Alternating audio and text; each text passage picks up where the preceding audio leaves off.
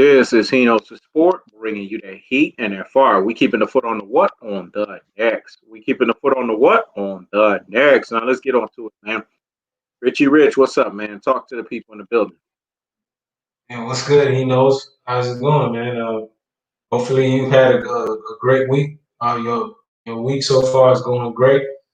Uh, you all chiming in the chat. Hopefully you all are doing okay. Hopefully Some your week is feedback in the going. background. Feedback?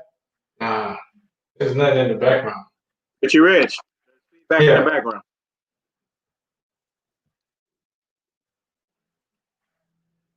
you sure All that's right. me?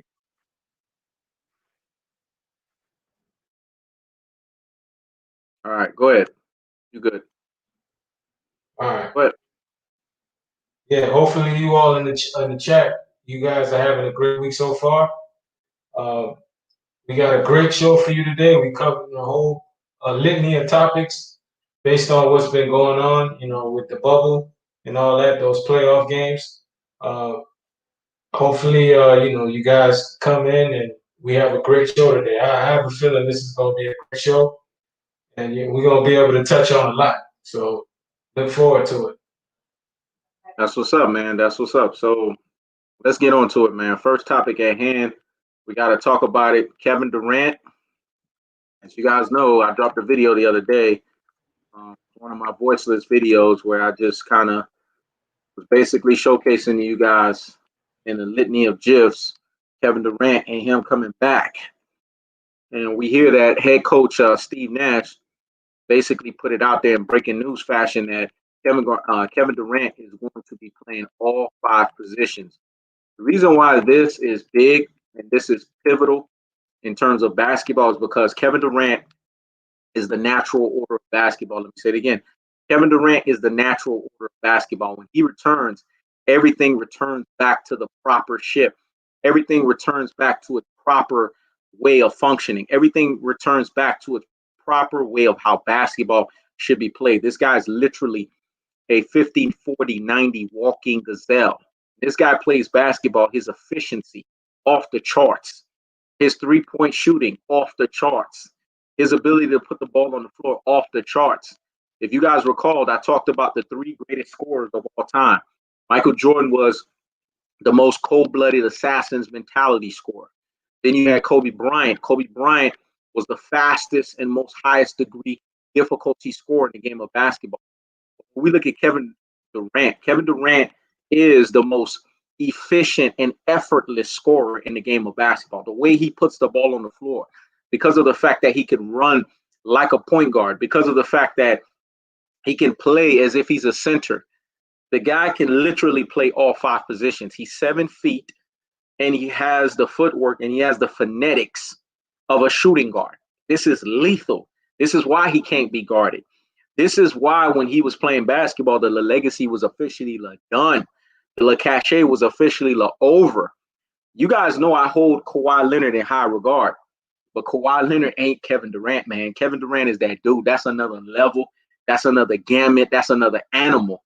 You guys saw that in the 11 minutes that Kevin Durant was there in the NBA Finals.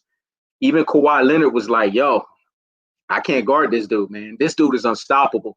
When LeBron James hears Kevin Durant and any LeBron target, when they hear the name Kevin Durant, they get hot and bothered like grits. Let me say it again. They get hot and bothered like grits because you guys have to remember, Kevin Durant was the one that put LeBron James on notice when he said this is a toxic as you know what environment. Kevin Durant was the one that put LeBron James on notice when he beat him back to back. And when you look at this landscape of current NBA superstars, he's the only one that could boast that he has a 67 percentile NBA Finals average over LeBron James. There's no other current landscape superstar that can basically denote this, that can basically say this, that can basically talk about this, and that can basically boast this in the fashion that Kevin Durant has boasted it. And here's the caveat of it.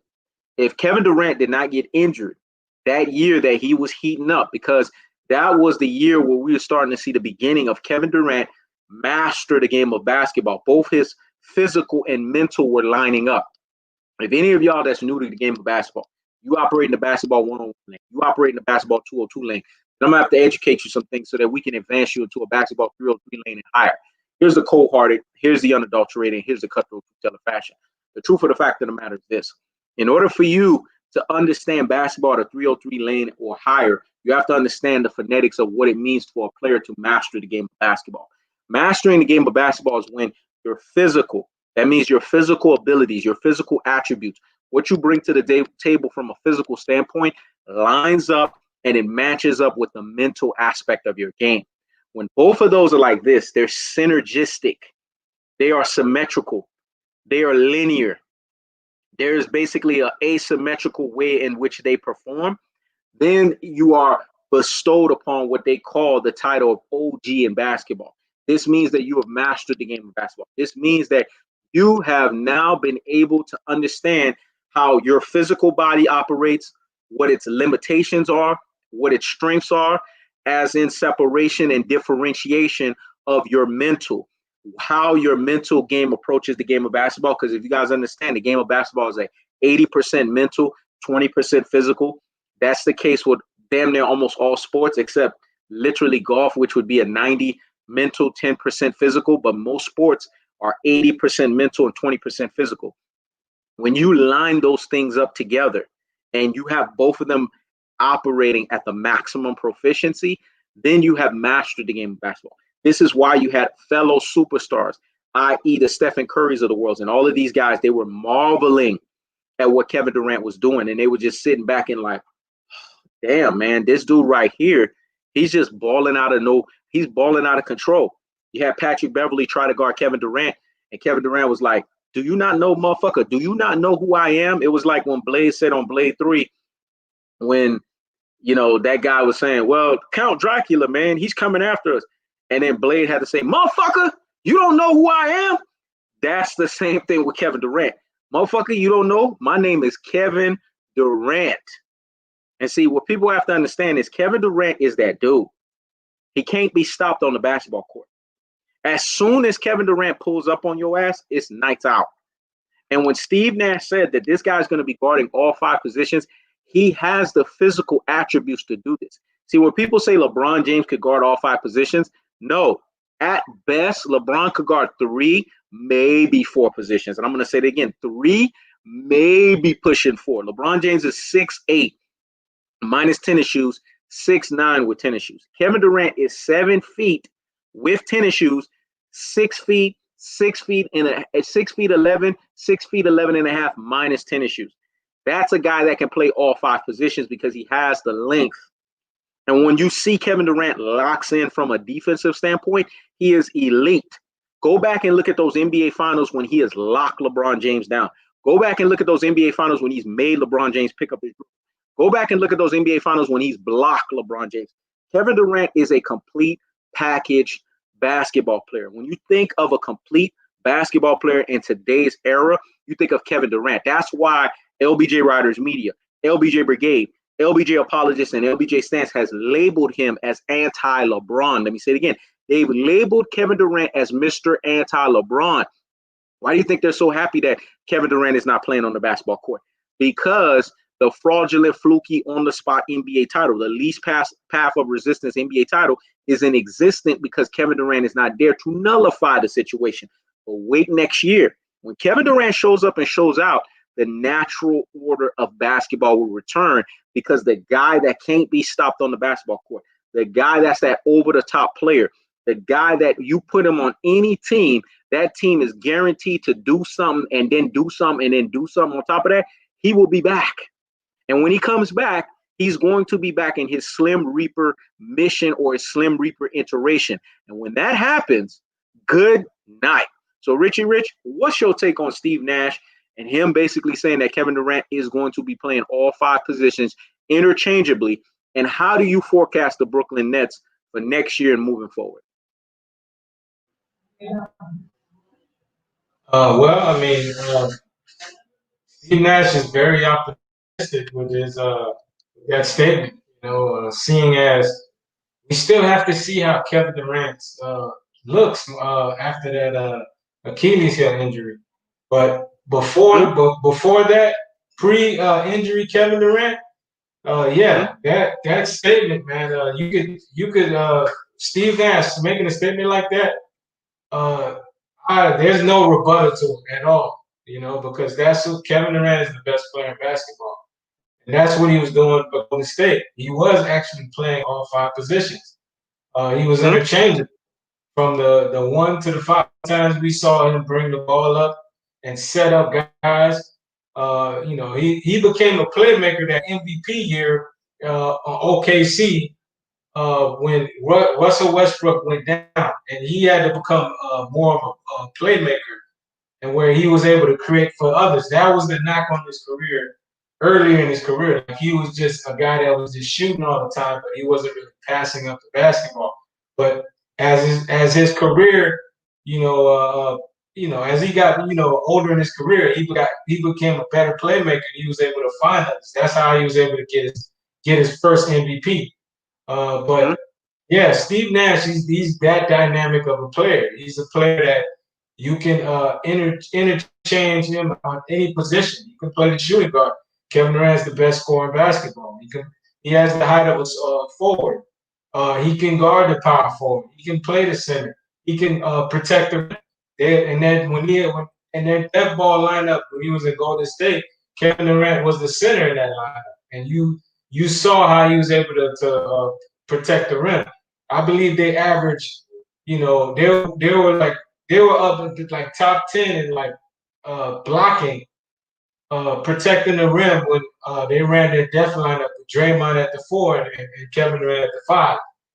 Uh, Steve Nash making that statement is true, but we still got to see how Kevin Durant looks out there. You know what I'm saying? I don't know, because it's an Achilles heel injury, and you kind of want to see how he looks out there.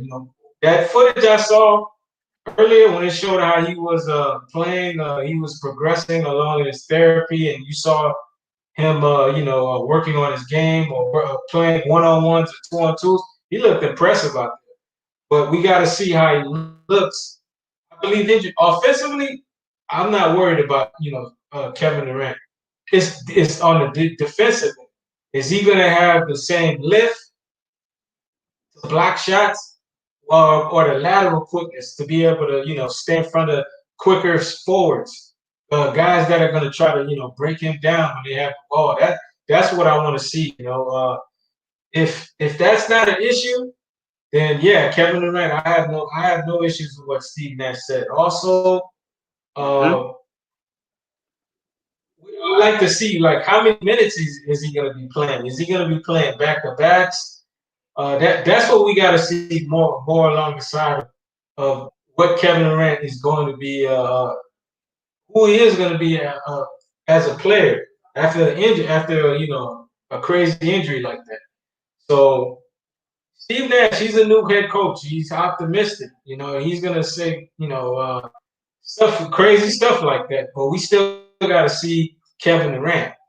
From post-injury Kevin Durant. Pre-injury Kevin Durant, no doubt. I agree with Steve Nash.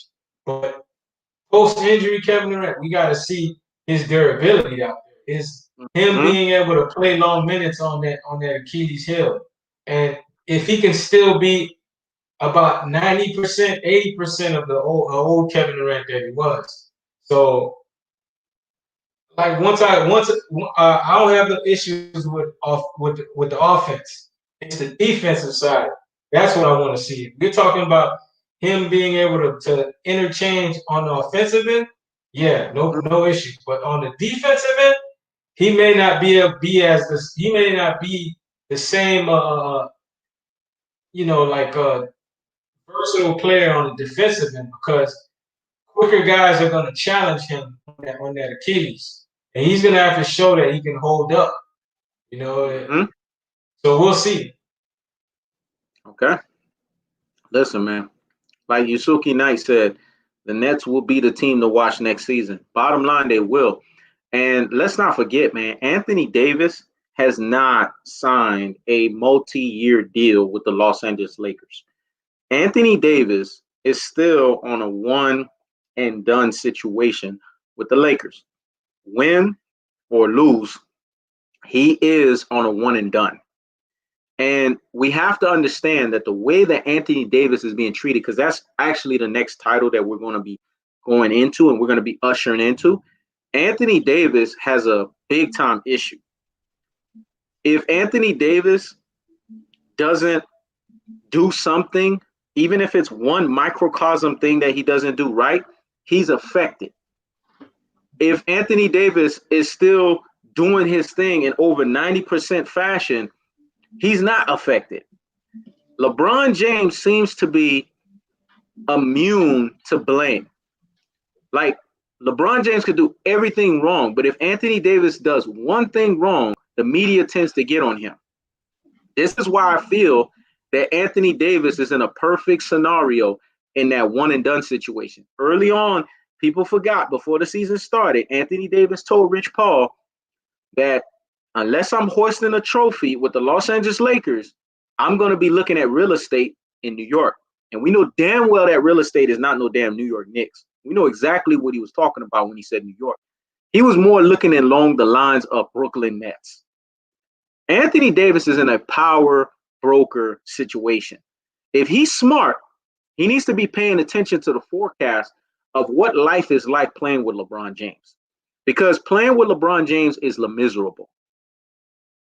You can almost everything right. They'll find some way to blame you. Charles Barkley the other day blamed Anthony Davis on the 23 turnovers that the Los Angeles Lakers had in game 2, but they forgot for some reason. They forgot, even in the midst of those 23 turnovers, who hit the freaking game winner? Wasn't it Anthony Davis? So the game winner nullified those turnovers in that game. Obviously, those turnovers are an issue because it carried on into game 3. But in game 2, Anthony Davis nevertheless covered it up by hitting the game winner. They didn't talk about that. They just basically said he needs to play better.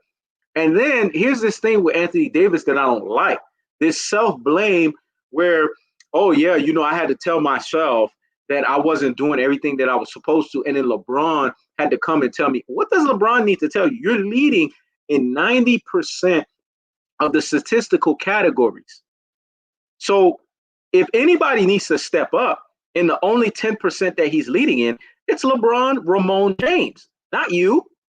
Now, mind you, no one's perfect. No one's immune to blame. And Anthony Davis does need to clean some things up in the playoff series. We know that to be true. But he is the least person to blame at this juncture because LeBron James has been using the strength of Anthony Davis's workhorse ability and riding off of that. And it's appalling, man, or it's appalling. The bottom line is this. Anthony Davis is now knowing what life feels like being under LeBron James, just like Dwayne Wade had to know, just like Chris Bosh had to know, just like Kevin Love had to know, just like Kyrie Irving had to know, just like all of these guys had to know what life was like. That's why Kyrie was like, I'm out. Because Kyrie Irving got robbed of a finals MVP. This man dropped 41 points twice.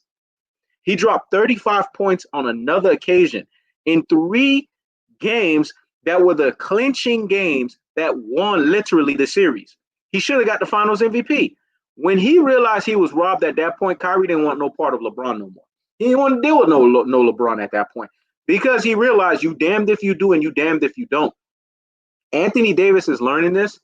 And I feel that if Anthony Davis is smart, which I'm going to hold the jury out on that just yet, because we have to wait until the offseason and see what moves that he's going to make. If he's smart, he's going to pull the trigger and look back and say, you know what?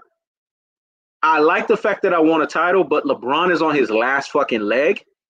And we need to turn around and figure out that he's done with. What's up, Louis? Salute to you, brother. We need to figure out what's done with him. We need to get rid of his ass. And I need to transfer over and transition myself over to the Brooklyn Nets. Because if he's smart, that's the team that's on the rise. I could see Anthony Davis mixing in well with DeAndre Jordan. He's proven that he plays well with a big man because he's done this with DeMarcus Cousins. We know he can play well with another big man down low. He could seamlessly transition with a Kyrie Irving. He could seamlessly transition with a Kevin Durant because these guys, Kevin Durant, DeAndre Jordan, they play off of the ball. The only person that needs the ball in his hands to operate and make something happen is Kyrie Irving. And Kyrie Irving, he knows if he has a big guy or he has a dominant player that he could dump the ball to, he's going to be willing to give the basketball to.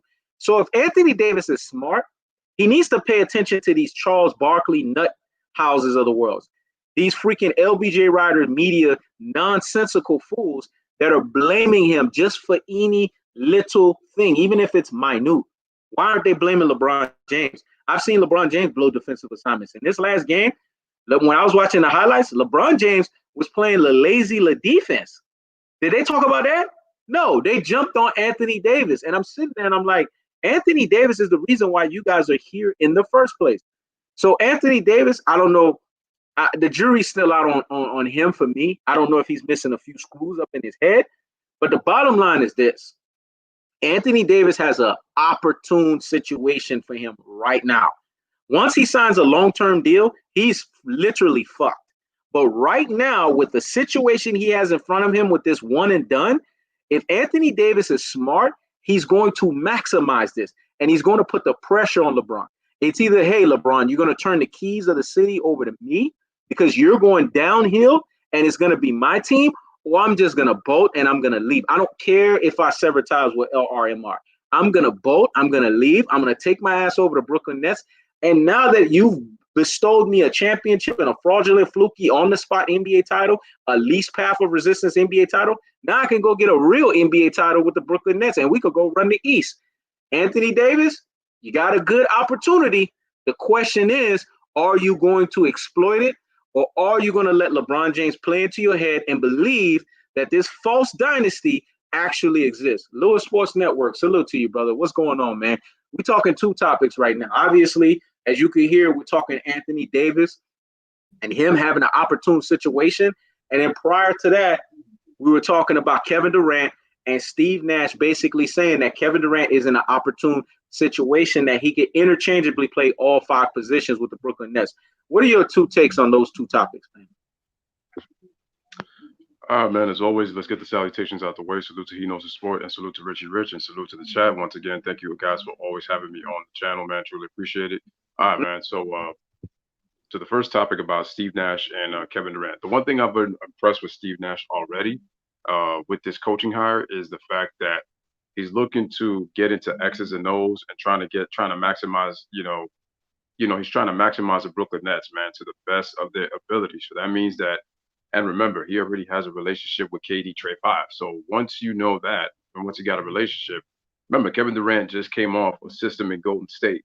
And now Steve Nash is trying to, at first I was like, I wonder what kind of system is Steve Nash going to run. Are they going to let them freelance, or is he really going to try to structure an offense together? And since he's structuring an offense, and I said, it makes the most sense because you're going to get the best out of also Kyrie Irving. Because the question is not with him and Kevin Durant, because you know what you're going to get with KD, because KD was on his best behavior with Steve Kerr. And like I said, he knew that he knew those guys know what they're doing because they've already been to the finals. It's like, let me just keep quiet. Let me just play my game and everything will take care of itself.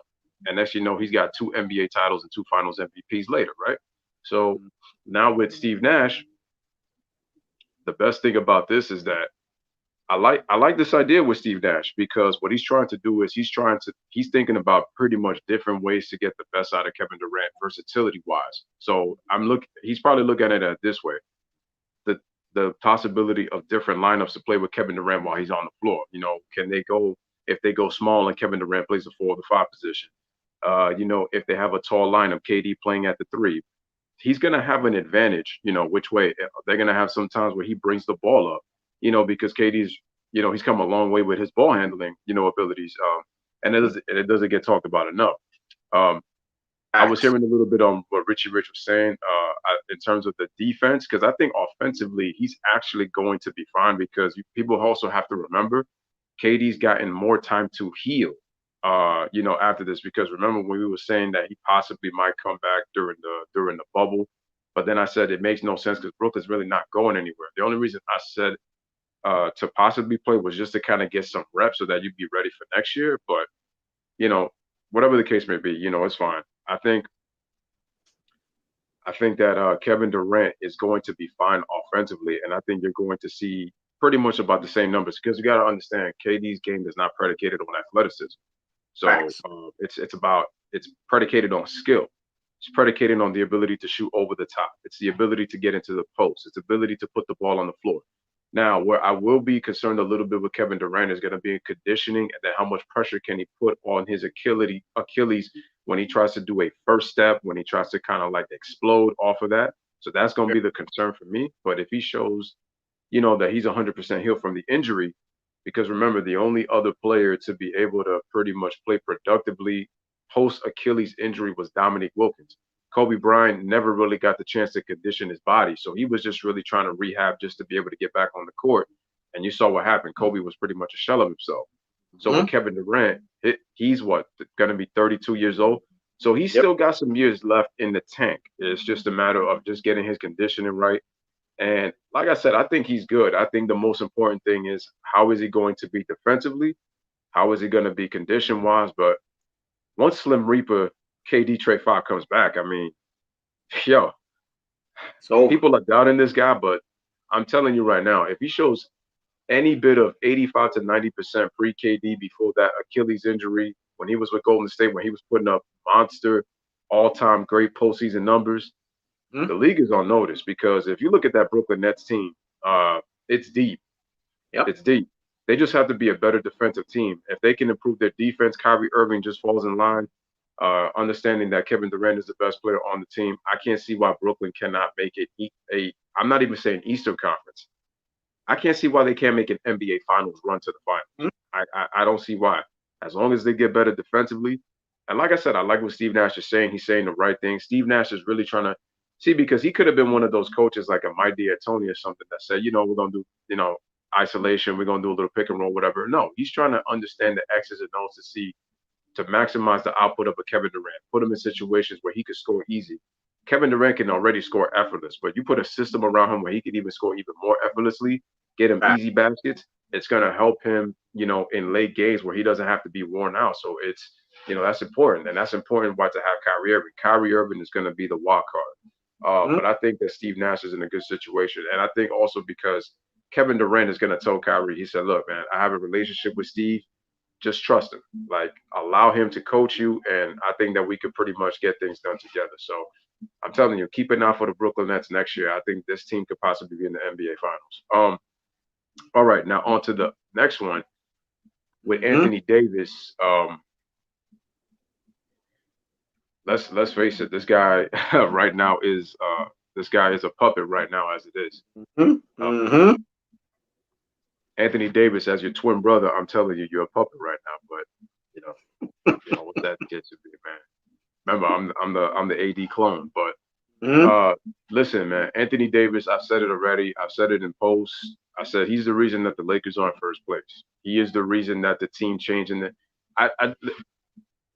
what really bothers me is I can't stand the fact that people continuously give LeBron all this credit as he's the reason that the Lakers are number one. If he's the reason, why did he go out and get Anthony Davis? Why did the Lakers go out and get Anthony Davis? Because the easy thing to say is, well, LeBron doesn't have any help. It's like, no, LeBron had help. It's just, and I get that guys were injured and all that. There were injuries that happened. LeBron was hurt himself. But I think a lot of narratives happened during that season. Just like how LeBron is crying over this whole MVP narrative. But I'm like, you were a beneficiary of those narratives too. So, and not to bring Giannis, but it's like when you look at Giannis, his career is kind of starting to fall in line with what LeBron James was 10 years ago. And I'll leave that for another day. But I mean, AD's a puppet right now. AD is a puppet. It's like he pretty much says anything what LeBron says. I do agree with you. He knows. It's good that he takes accountability, but I hate the fact that he's taking accountability when he's doing things that, his co-pilot, his partner is not pretty much doing. Like, when AD was turning the ball over in game 2, like you said, he nullified it with the game-winning shot. Yep. But why is it that also nobody talked about that LeBron also had those 6 turnovers? He had 6 turnovers of his own, and he just had 6 turnovers just last night. And the thing is, you can make the case that the Nuggets would be up 2-1 in this series had it not been for that. Yep.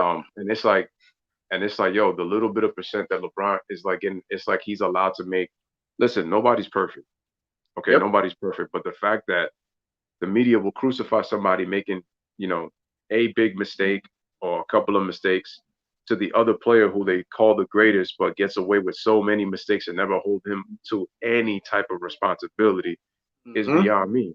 And Anthony Davis told Rich Paul before the season started, and I got receipts, man.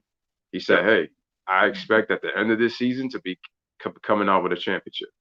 He told Rachel Nichols, hey, listen, I want to thank the Laker organization for giving us the opportunity to give us the imprint on who can be on this team and giving us the okay to even participate in that. So when Yep. I hear people be like, oh, you know, LeBron's not the GM. Well, Anthony Davis just said it. Are you going to look at the tape? No, you're just going to ignore it and just go off with that narrative. And I said, Exactly. that's why I said that LeBron James should not be talking about narratives because listen, although I do agree with him on in terms of MVP narratives, he's right about that in terms of like narratives, in terms of what's the best story and all that. Let's be real. LeBron James, you've been you've been the beneficiary of the narratives yourself, and you still are right now. So Mhm. you can't come and just talk about that.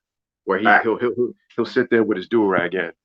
You know, I don't think people are really paying attention to the what's going on in the season, but you are. But then you want to act naive and be like, oh, I don't know what flopping is, but you flop all the time. You flopped last night Mhm. when Jamal Murray with that little elbow.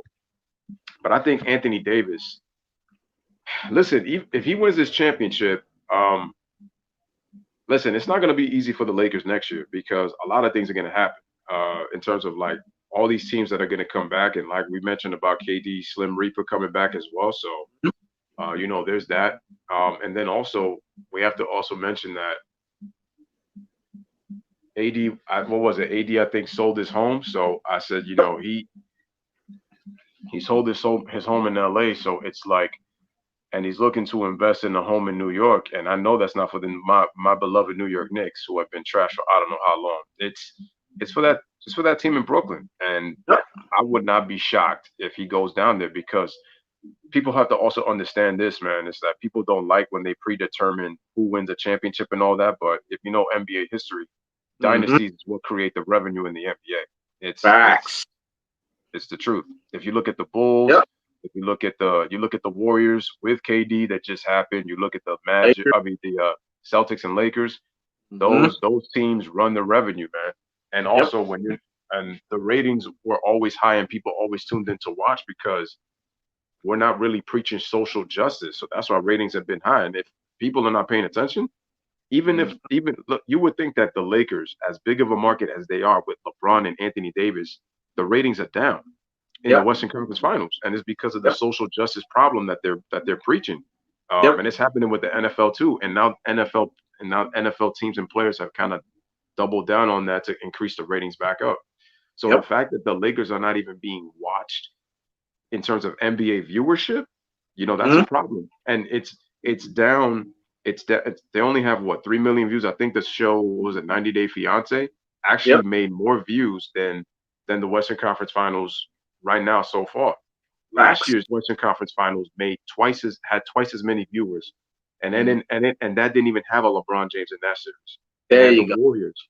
Woo. It had Steph Curry, Klay Thompson, KD Mhm. Trey 5 may have not been there, but everybody was paying attention to KD Trey 5 even when he wasn't playing. So Mhm. it just lets you know that Anthony Davis, even if he gets his championship, because listen, best believe LeBron James, because he did not get the MVP, and like I said before, we know what this MVP thing is all about. But Yep. I'll double down on that. Just focus on AD right now, and I'm gonna close it with this point. Mhm. If Anthony Davis, if he's smart enough, if he's smart enough, he wins, and let's say he happens to win the Finals MVP. Mhm. Knowing I don't know how much LeBron has got in the tank because even when I was doing the game last night, he looked gassed. His defense was not great at all. Mhm. And then also, what if AD was to pull a move and what if he was to go to a Brooklyn Nets or go to a team that's got a chance to win a championship? I'm also looking at this team, and it's been kind of kept quiet. Yep. The Miami Heat, if he was to go there, um, you're talking about two teams with an opportunity to possibly make a run to win a championship. and Miami's already 2 wins away from going to the finals in Jimmy Butler's first year with the team. Mm-hmm. And this is a team led by who? Eric Spoelstra. Postra. So LeBron's coach that they said that he never had a great coach, but it's like Pat Riley, Dwayne Wade, Chris Bosh, and you got Eric Spoelstra, who's about to do it without a superstar. I'm telling you. But if Anthony Davis, man, I got to see what happens after this season because it's going to be interesting. But because the Lakers do have some decisions to make, and Anthony can't sign a higher extension because that salary cap time is past already. So if he can't get the money that he wants, does he stay or does he go where he can make more money elsewhere? And like I said, keep an eye on those 2 teams, Brooklyn and Miami. And I'm closer to that. Man, great points, man. As always, Lewis came in there and tore this motherfucker up, man. But I just want to leave this on the Kevin Durant note, and then we're going to jump into the next topic because actually that was the next topic to segue the Kobe Covington situation with LeBron James. So it was good that Lewis was basically being a spearheader and a trailblazer and already going into that next topic. But before we do that, I just want to say this. Kevin Durant has become the ultimate basketball player, like him or not. Bottom line is, Kevin Durant basically turned himself into what we call the most versatile player the league has ever seen. And here's how he's done that. If you guys recall, 12 years ago, before they were talking about Zion Williamson, man, Kevin Durant was nowhere near as famous as that name that was surfing, through college dorm to dorm. But the thing was, Kevin Durant basically turned around and showcased his basketball ability because he did something that hasn't been done since Wilt Chamberlain. He dropped 25 points in the first half of his game when he was playing with the Texas Longhorns, man. That was the most any other player has scored since Wilt Chamberlain. Then Kevin Durant, basically, from what we've known him to be, he was that guy that was just basically putting up gaudy stats, 40-point games in college basketball. That was unheard of. And till this day, they say that he's arguably the best player to play in Allen Fieldhouse in generations. This came from Kansas head coach Bill Self. When his team played against the Texas Longhorns, they were just like, man, this guy right here, when he gets to the NBA, sky is the limit. And yes, his prophecy became true. Because once Kevin Durant won the first NBA Finals, he didn't look back since. The only thing that he looked back at was injuries. So Lewis makes a point when Lewis talks about Kevin Durant and the Achilles heel injury. Yes, it's a fair point to make, and it's going to be interesting to see how he comes back. But what I like about Kevin Durant is he can create his own shot off of the dribble in the post. He can finish in traffic. He runs pick and rolls. He shoot off of movement from anywhere on the floor. Kevin Durant moves the ball and set up teammates. He rebounds. He protects the rim. He defends all 5 positions. So it's only natural for Steve Nash to want to ingratiate him into all 5 positions. He's basically become the ultimate basketball player. This is why LBJ Writers Media, this is why LBJ Brigade, this is why LBJ Apologists, and this is why LBJ stands. They can't stand Kevin Durant. This is why he is Mr. Anti-LeBron. Because in this current landscape of superstars, he's the only one that can boast, look here, LeBron, I own your ass. You are my grade A bitch in the NBA Finals. I am 2-1 against you. I am a 67 percentile winner. And if Kevin Durant did not go down, it would have turned around and become a 3-1 scenario, But obviously, LeBron James couldn't make his ass and stay his ass with the Cleveland Cavaliers, so he went over to the West. He couldn't make it into the NBA playoffs. But I'm leaving with this. If he comes back 85 to 90% of who he is, I'm extremely optimistic that he's going to be 100% because he's had more than enough time to re-heal his bones and do everything that he needs to do, re-heal his body. But if he comes back anywhere between those numbers, sky's the limit. Now let's jump on to the next topic, man. Kobe Covington, LeBron James, and the whole fiasco with the NBA and being fake socially aware. It's one thing to be socially aware, like we were seeing from certain players, Kyrie Irving and all these guys that were actually doing revolutionary things where they said, we're going to stop the fucking season. Screw basketball. But you had these other guys, they're just wearing things on their back. It's easy to wear cachets on your back. It's easy to wear phrases on your back. It's easy to just talk certain phraseologies. But if you're talking the talk, that's really what it is, and that's really what it boils down to. It's talk. It's not really walking the walk. So Kobe Covington the other day was just like, you know what? F LeBron James, man. And the same way that, LeBron James and them need to go and stick it. This is why nobody's watching the NBA. He made that very clear. That's why I was interested when Lewis said what he said, because Kobe Covington said the same exact thing that you just said, Lewis. He was like, nobody's watching the NBA. Do you want to know why nobody's watching the NBA, LeBron? Newsflash, nobody's watching you guys because they want to hear what you guys have to say from a socially aware standpoint. They don't want to see you guys posting messages. They kind of want to come and see you guys play. Really, that's what it boils down to. This is not a shut up and dribble. This is reality. When you watch basketball, you're watching basketball because you want to watch players play basketball. When you watch MMA fighters, you want to see them duke it out in the octagon. When you watch football players, you want to see them tackle each other. You want to see touchdowns. You want to see plays. You want to see a running back juke players. This is what you watch sports for. You watch it for the sports aspect of it. The reason why basketball has been hurting is because you have your fake, woke, conscious LeBron James that's just running his rabbit ass mouth. And what Kobe Covington said was, just like the ratings are tanking, it's the same way, and he kind of threw it into politics here. It's just like how Trump is going to whoop up Joe Biden. That was the comparison that he made. But he was on to something. Now the NBA players went back and forth, and the NBA players was like, who the hell is Kobe Covington, et cetera, et cetera. And then it just became something that spilled over or whatnot. Now, here's my thing.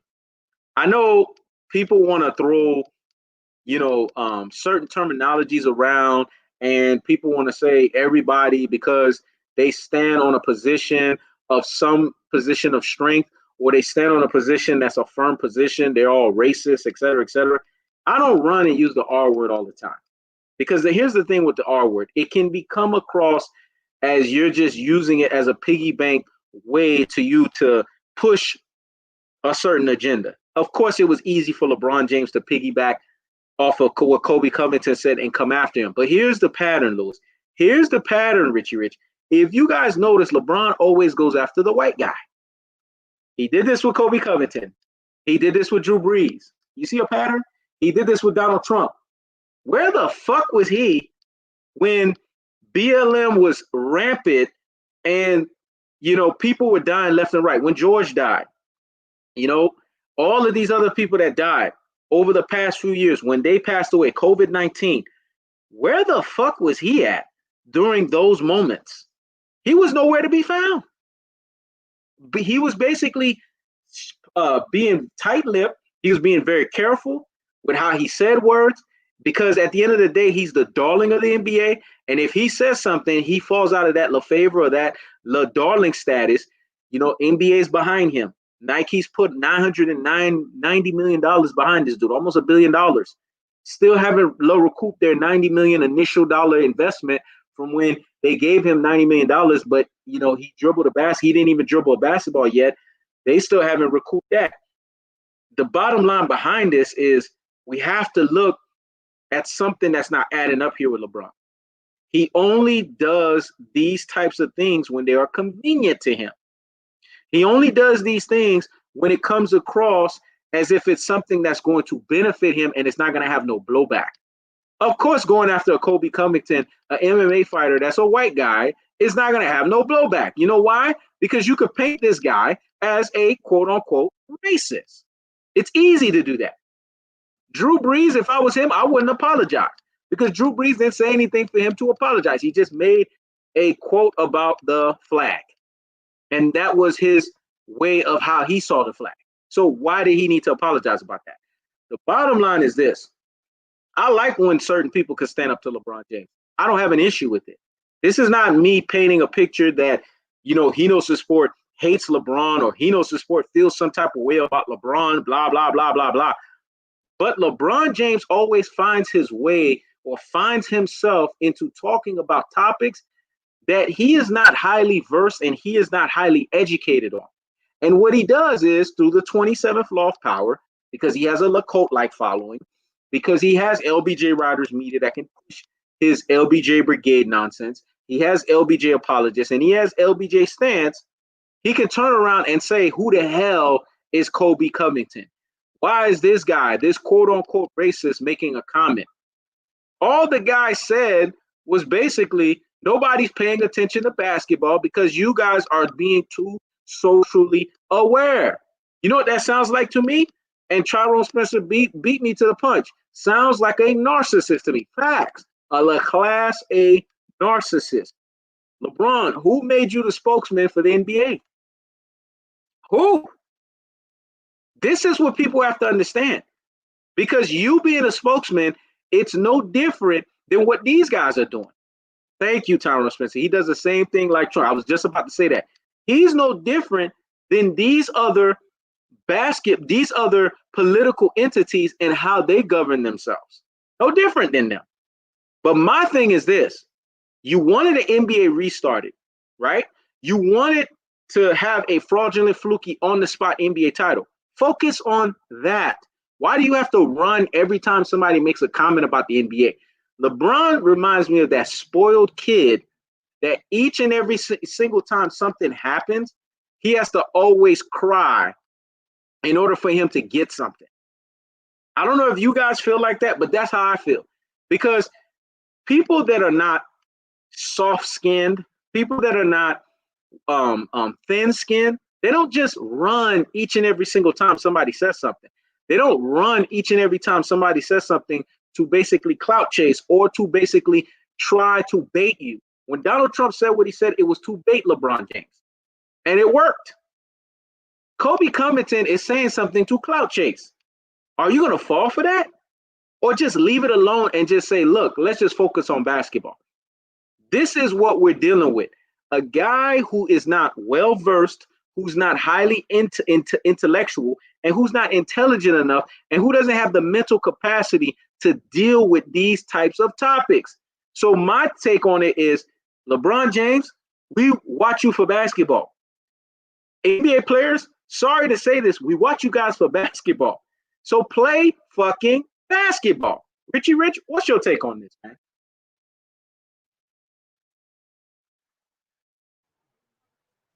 Yeah, pretty much. That guy, Kobe Covington, man, he was basically trying to get he's an up and coming MMA fighter. You know, he's what you call a guy that supports the MAGA, you supports the Trump, following. And he was basically trying to, get LeBron to respond to the comments that he made. But you got to look into it and why a guy is going to make a comment like this. Why is he going to go at LeBron? Why is he going to, say something about the NBA players being too socially aware? It's because the players, man, they had a chance to make a stand, but they didn't really make a stand. They decided that they weren't going to end their season. They were going to continue.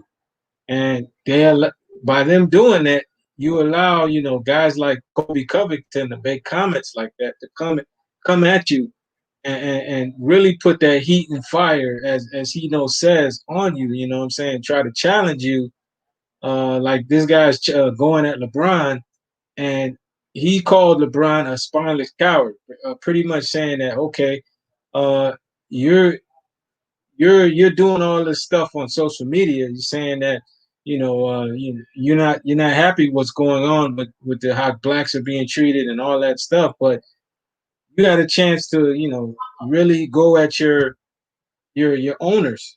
You to really put like challenge them, to really like make them get more out of them. But you didn't do that. You just said you guys said you weren't playing basketball for a couple of days and then you returned back. So a guy like that, he's looking at a situation like that. He's like, really? These players, they really don't have no power. The owners have the power, because if the players really try to do something, the owners are going to tear apart their CBA. They're going to tear apart their collective bargaining agreement. And these players, I don't know about LeBron. LeBron already got paid for the year already, but the lesser lesser tier guys. Those guys, they got to figure out, how they're going to get paid next year, or how they're going to, sort out their contract issues because they're not the same player as LeBron James. They don't have the same. They're not the face of the NBA. They're not an upper echelon player like a Kevin Durant, a Kawhi Leonard, guys who've already collected their money, the bulk of their contract. So a guy like that, even when all those players decided that they were going to opt back in, it wasn't just the Kobe Covingtons of the world. You saw the comments pouring on social media. A lot of people were saying that the players really didn't do anything. You know what I'm saying? They looked at what they did as a joke because they really could have. They really had an opportunity to really do something, but they gave in. You know what I'm saying? I don't know. President Obama, he came in and he convinced these guys to come back. He can. I don't know what was that about, but he made these guys. He convinced these guys, and he told these guys to come back. Play. And Jordan, he had something to say. Jordan, he stepped in and he had something to say. He told those owners to listen to what those players had to say. He was Jordan. He was on the side of the players. He's an owner, but he really wanted these. He probably wanted to see what these players were going to do in that heat of the moment, because they really had a chance to really make a statement, man. But they just went back to playing, like rapidly. It was only a 2-day protest. So LeBron James, man, you really gonna get these guys, as you say, clout chase. They're gonna try to. This guy, he's an up and coming fighter, but he made these statements to get some popularity, to get some buzz going on, on his name. And if LeBron responds back to him, that's even more buzz for him. That's even more, he becomes popular overnight, overnight celebrity, pretty much, because now he got LeBron James to respond to what he's saying. But I don't think LeBron is going to respond to him because he knows what the guy's doing. The guy wants to get 15 minutes off of his back, off of what he has to say. Basically, going at LeBron, calling LeBron a spineless coward because he didn't really stand for anything. All he did was, he goes to Twitter or Instagram and he leaves these comments about things he's not happy about, the injustice that's going on with the Black Lives Matters, people getting shot left and right by the police. Police being as a protect society organization, but they're not really. They're only protecting a certain racial group, but when it comes to us people of color, they look at us differently. Things are different. They treat us differently, and these guys really have a chance to really make a stand, but they're not really doing it. You know what I'm saying? They're not really doing it. So more guys like this are going to get slick at the mouth, and they're going to make these comments at these guys. But they already showed their hand. They showed that what they care about. They showed that basketball means more to them. Not really basketball, the money side of it. They have to play. If they don't play, then they have to fork up money, and that's what it's about. These guys are not going to sacrifice that. Hkhs. Louis, man, what's your take on this, man? Kobe Covington, LeBron James. What's your take, bro? Yo, I mean, first of all, we got to remember, man, Kobe Covington was red hot. And why? He just beat Tyron Woodley, in that match, man. So, and, salute to him for beating Tyron Woodley. And I think Tyron Woodley needs to retire, to be honest, because he doesn't look like I think he's becoming the Adrian Broner of the UFC, collecting paycheck to paycheck, man, when it's like not even interested in fighting. So getting to his comment with LeBron James, I know what Kobe Covington's doing. He's making money off of his name, like Richy Rich was saying. I mean, he's he's with the MAGA, obviously because that's in support of Trump. But I'm actually glad he did it though, because here's the thing: this just proves, and Kobe Covington is right on this, that the NBA players, they exposed themselves. They got exposed for the fact that they wanted to go to a bubble because, again, the the lesser players in the NBA needed to get the money because the big time players, they could say whatever they want because they know they're going to get paid at the end of the day. So they know that the revenue's coming their way. They know they're going to get paid off their contract. So that's why when you hear LeBron James go, oh yeah, yeah, whatever, cancel the season. Because remember, Facts. Kyrie Irving had a conference call way before this thing started. And what was LeBron doing? He didn't want to be part of the meeting, and he went to go play Madden with AD. That just lets you know that he really wasn't interested, pretty much. And we already know the thing with Kyrie Irving and LeBron James. We already know their history. So this whole thing that they got this, friendship and all that is a bunch of nonsense. But listen, LeBron James is. This is why I've said this before. Why do you think LeBron wants the bubble to happen? Why do you think LeBron wants all these games to be played? Why do you think that LeBron was able to get all this time to be able to not only rest his body, but get practices ahead of all these other teams? You see everything that is going on in social justice right now, and LeBron opens his mouth, but clearly has no clue on what he's talking about. I mean, the fact that the man sat with a Malcolm X book and they asked him about that Malcolm X book, and LeBron couldn't even iterate, Facts. what was even inside that book. LeBron is about image, man. I mean, I saw the time that he opened up, quote unquote, that he opened that I Promise school, and he was got the Malcolm X glasses on, and he got the Malcolm X suit on. He thought he was Malcolm X, and I said, LeBron doesn't have a clue what he's talking about. Everything is about image. LeBron is an intelligent guy when it comes to business, but when it comes to politics, and then you could even argue that he's not even that great as a businessman in some aspects. But I mean, he is an intelligent guy when it comes to business. But yeah, no, Kobe Covington, like I said, man, he's doing it for the 15 minutes of fame. And it's like when you look at the NBA, like I mentioned earlier, why is viewership down? Because of the whole social justice matter. You guys had an opportunity to really make change, and you did absolutely nothing. You guys chose to play. And then why did it take a Jacob Blake shooting for all of a sudden to say the Milwaukee? See, here's the thing too, because it was kind of a damn if you do, damn if you don't type of thing too. Because if the Milwaukee Bucks, if they don't protest, then the people in Wisconsin are going to say, oh, well, this guy got shot. I mean, you guys are the NBA team in your backyard, and it's like you guys don't, stand up and say anything. But I knew it was doomed from the start because they're like, oh, well, we're going to boycott. Listen, a real boycott takes a couple of weeks, maybe even months before something really starts to happen. That's a real actual change, not less than 24 hours, and then oh yeah, the NBA players, they decided to start the season, and then some of these players come out and like, oh, we shouldn't be here. Stop complaining. You chose to come down there. You had an opportunity to say no. You had an opportunity to say, I don't want to play because I think there's more things important than the game of basketball. But it comes down to money.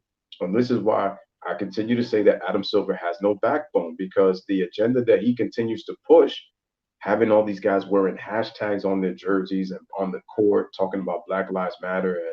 And I forgot Mike Malone. I forgot what person he wore last night. He wore a T-shirt. I forgot of of another victim that got shot. I forgot I think his first name was Elijah. But anyway, it's like just spreading awareness isn't going to do anything, because again, you guys are playing. Nobody cares about that. Nobody that's watching the sport cares about that. Like, you're trying to mix with politics with sports, and it exposed all the NBA players, and it exposed Adam Silver. You put Yep. dudes who have no clue about politics to spread Yep. awareness, and nobody's watching your product right now. Yep.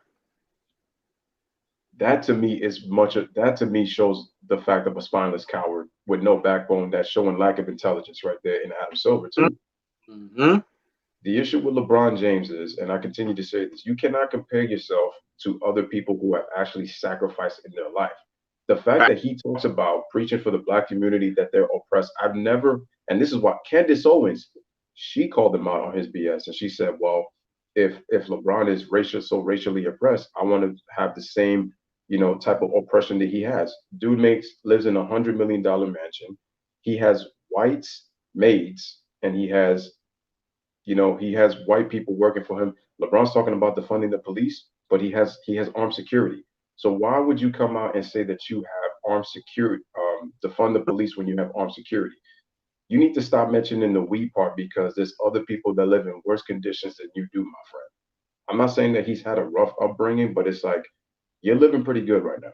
So the fact that you open your mouth about involving yourself, and it's what I said before many streams ago. You involve yourself in so many other issues just to pretty much say a word to say, "Oh yeah, man, I'm involving myself." But it's like it's not smart though. It's not smart, and it's like you really should focus on playing basketball. And look, I'm gonna say this right now: Michael Jordan is actually making a mistake himself because he came out and now is in his support of Bubba Wallace when he donated the $100 million dollars to Black Lives for 10 years. That see, at first I was like, okay, he's doing something, but I then realized when I do deeper research, that itself is a mistake. And now he's teaming up with Bubba Wallace and continue to kind of push this Marxist movement. That's a mistake on Jordan's part too, because honestly, it's like I said before, all this talk, it isn't gonna mean anything. So it's like, and LeBron's been getting called out. I don't know if y'all mentioned this, but I think it was the LA County deputy. He called out LeBron James and said, was he going to support with those two guys that got shot? LeBron said LeBron had no comment about that. No comment. Yeah, absolutely no comment about that. So like I said, the reason that all these players, they all talk, like the ones that get their money, like they could say whatever they want because they know they got paid at the end of the day, so they could care less. They got their money.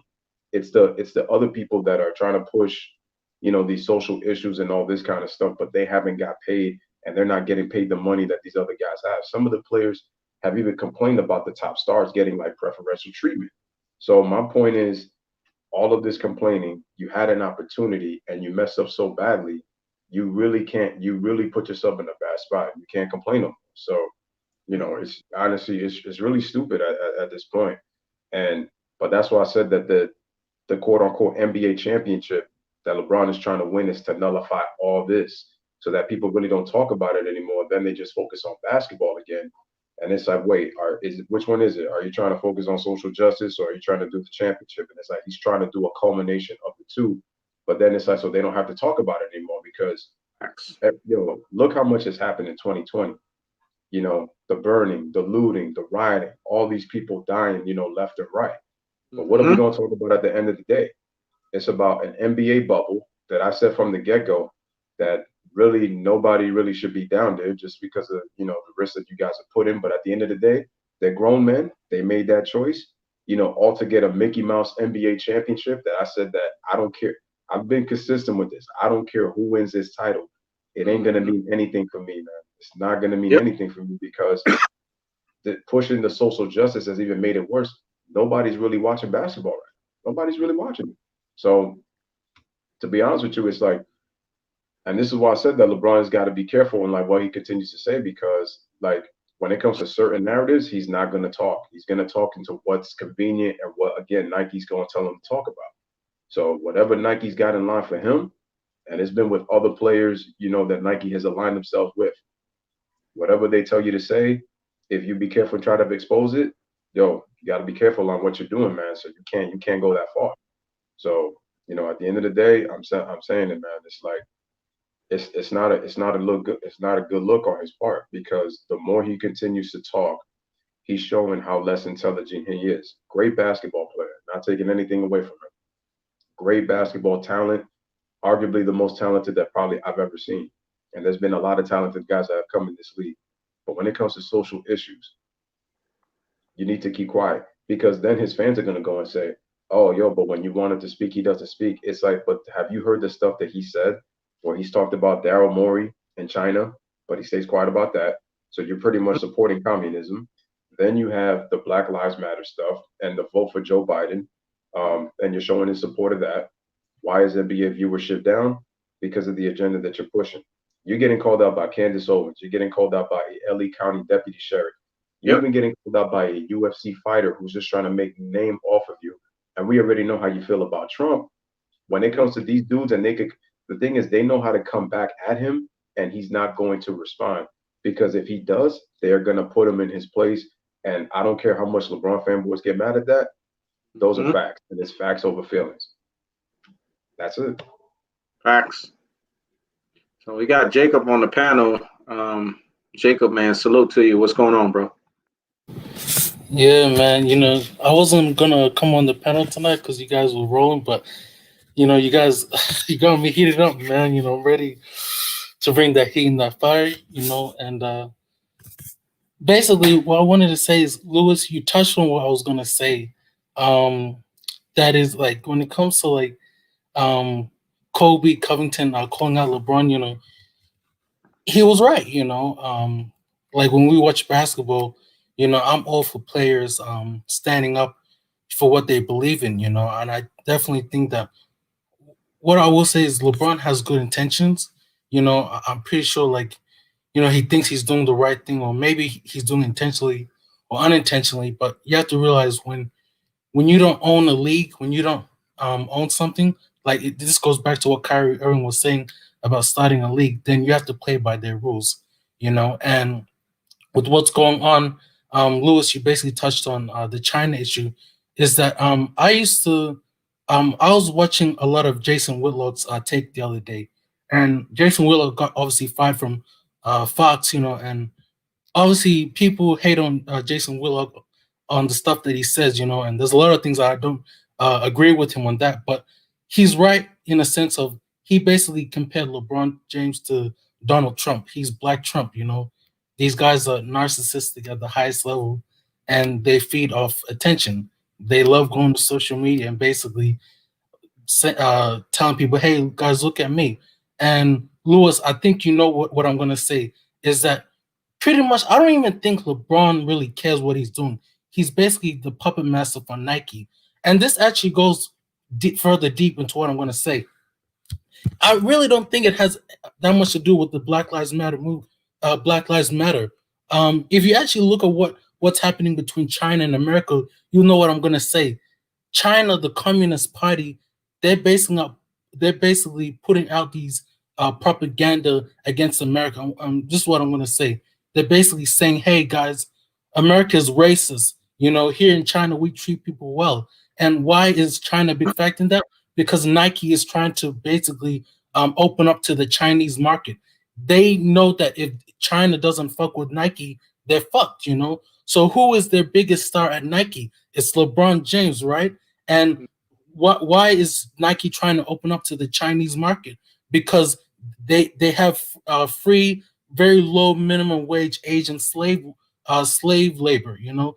That's pretty much the reason why you see LeBron speaking out and all these things, and they're trying to paint. Even though America has a pretty much dark issue, if people have to realize, right? If you're a Black person, try going to China and see how they treat you there. They do not fuck with you. So even though I don't live in the United States, Jason Willow was basically he brought up some great facts about LeBron. And if you actually know what LeBron's doing, with all the shop and stuff like that, it's almost like he's being initiated to the cult. Like Facts. it's like that Hollywood what do you call that Freemason cult, like that pretty much that cult like circle. He doesn't care about the people that he's trying to represent. It's all about the bottom line. And he's just like other athletes. He's pretty much the puppet master for a cause that he doesn't even know that's happening. I think this has a lot to do with China versus America, because China is trying to paint America as this pretty much racist country, even though it has a lot of history. But they're doing it in the sense of they're trying to pretty much like destroy their name, and it's propaganda. He's a spokesperson, and they figured, hey, with the Black Lives Matter, we can use LeBron as a puppet, and basically Nike can open up to the Chinese global market, because it's a there's 1.3 billion people, or 1.3 billion people living in that country or continent. It's a bigger audience, and I think the Chinese audience, I think they have over like 300 something million Chinese people actually tune in and watch the NBA. So they have a really big global market. So I think that has a lot to do with it. I think that the Chinese Communist Party are just they're using LeBron James to basically, well, Nike's using LeBron James so they could have a better relationship with China. So I think that's pretty much why it is. Here's the thing. The bottom line is this: we have to look at the whole totality and the whole gamut of everything. When we look at LeBron James, it's been, this platform has been talking about LeBron James and the truth about LeBron James for eons now, man. It's gotten to a point where I've gotten immune to it, and it's gotten to a point where at times I even have to tell myself at times, you know what, I got to talk about something else because I can't keep being too right about this guy. Let somebody else cover it. LeBron James is a Class A narcissist. And, on this platform, we talked about he was no different than a Donald Trump. He was no different than when you look at the way that these guys operate, megalomaniacs, what I call them. That's just basically swooped up narcissists. Donald Trump falls into that category. LeBron James falls into that category. Michael Jordan falls into that category. These are people that are self-absorbed into things that have to be about them. The thing with Jordan is Jordan knows how to compartmentalize it in a way to where it's not always in your face. Because since he's retired from the game of basketball, he kind of likes that state of mind of privacy. But there's always that, I got to remind you I'm MJ23. There's always that aspect of it. Whereas with LeBron and Donald Trump, it's in your face consistently and constantly. These guys have to constantly let you know that they're pushing the agenda. They're pushing the thumb. They're pushing the needle. LeBron is not the most highly intellect. He's not the most mentally savvy person. But one thing that he's dominated is that 27th law of power, which is to cultivate a cult-like following. If you notice, Lewis brought up Candace Owens. She got railed by LeBron James fanboys and LeBron James fangirls because of the cult-like following. You guys have dealt with LeBron Tards. You know how it is. Anytime you say anything inflammatory against LeBron James, it always bounces back and it always comes back as if you're just hating. That's the key terminology they use. You're just hating on LeBron James. You're just a hater. It's as if they don't want to hear the truth. But LeBron has cultivated and he has made parade of these people. And the reason why these people support LeBron James through and through is because of the fact that LeBron understood the power of the participation award era. All he did was added the "la" in front of it and just promoted it to a "la" participation award era, because he is a person that he gains achievements by tries and not by successes. And he realizes that most people on the planet, they just want to arrive to dance. They don't want to boogie. So it was easy for him to say, oh, there's a lot of these pawns walking around. All I have to do is do that on such a glamorous level to where it's in their face, to where it's something that they understand. Because most people don't care about the work. They don't care about the perseverance. They don't care about the drive that's associated behind doing the heavyweight lifting to get the job done. They just want to be there, and they just want to be right there to enjoy the spoils and to celebrate. And they don't care how they get it. LeBron embodies that, man, through and through. And I just saw that from LeBron James. When Richy Rich introduced me to LeBron back in 2003, 2004, I remember that conversation with him and my other brother, Big Dave, and they were telling me, and Big Dave just became like such a big LeBron James fan. And I was just like, what the fuck? Who is this guy? And they were just telling me about LeBron. It made me say, okay, let me do some research on him. And then when I researched him and I watched his games in St. Mary, I from that point on, I already knew his game was le suspect. Because in that game, he wasn't taking the game-winning shots. He wasn't closing the games out. He was just a front runner. He was just a guy that was showboating, showcasing you. He got handled, showcasing you that he could crab dribble, because he was crab dribbling then before crab dribble became famous. He could just Mack truck you to the basket. But when the game was on the line, that little dude on the team, I forget his name. I used to remember his name, but I think they nicknamed him Uncle Drew or something like that. He was probably like the first iteration of that. That dude was closing the games out. And I was like, okay, Yeah, I'm not sold on LeBron. I remember I told Richy Rich that, hey, man, you better look at LeBron, man. He was still kind of like, that was new to him. LeBron was new to him, but he was more of a Dwayne Wade fan. Yeah, Richy Rich, I got to tell the truth. I had to sway your ass off of LeBron, though. When LeBron came my way, I was like, nah, he ain't cutting the mustard. Because at that point, I was already engrossed with Kobe, and Kobe was dominating the league like nobody's business.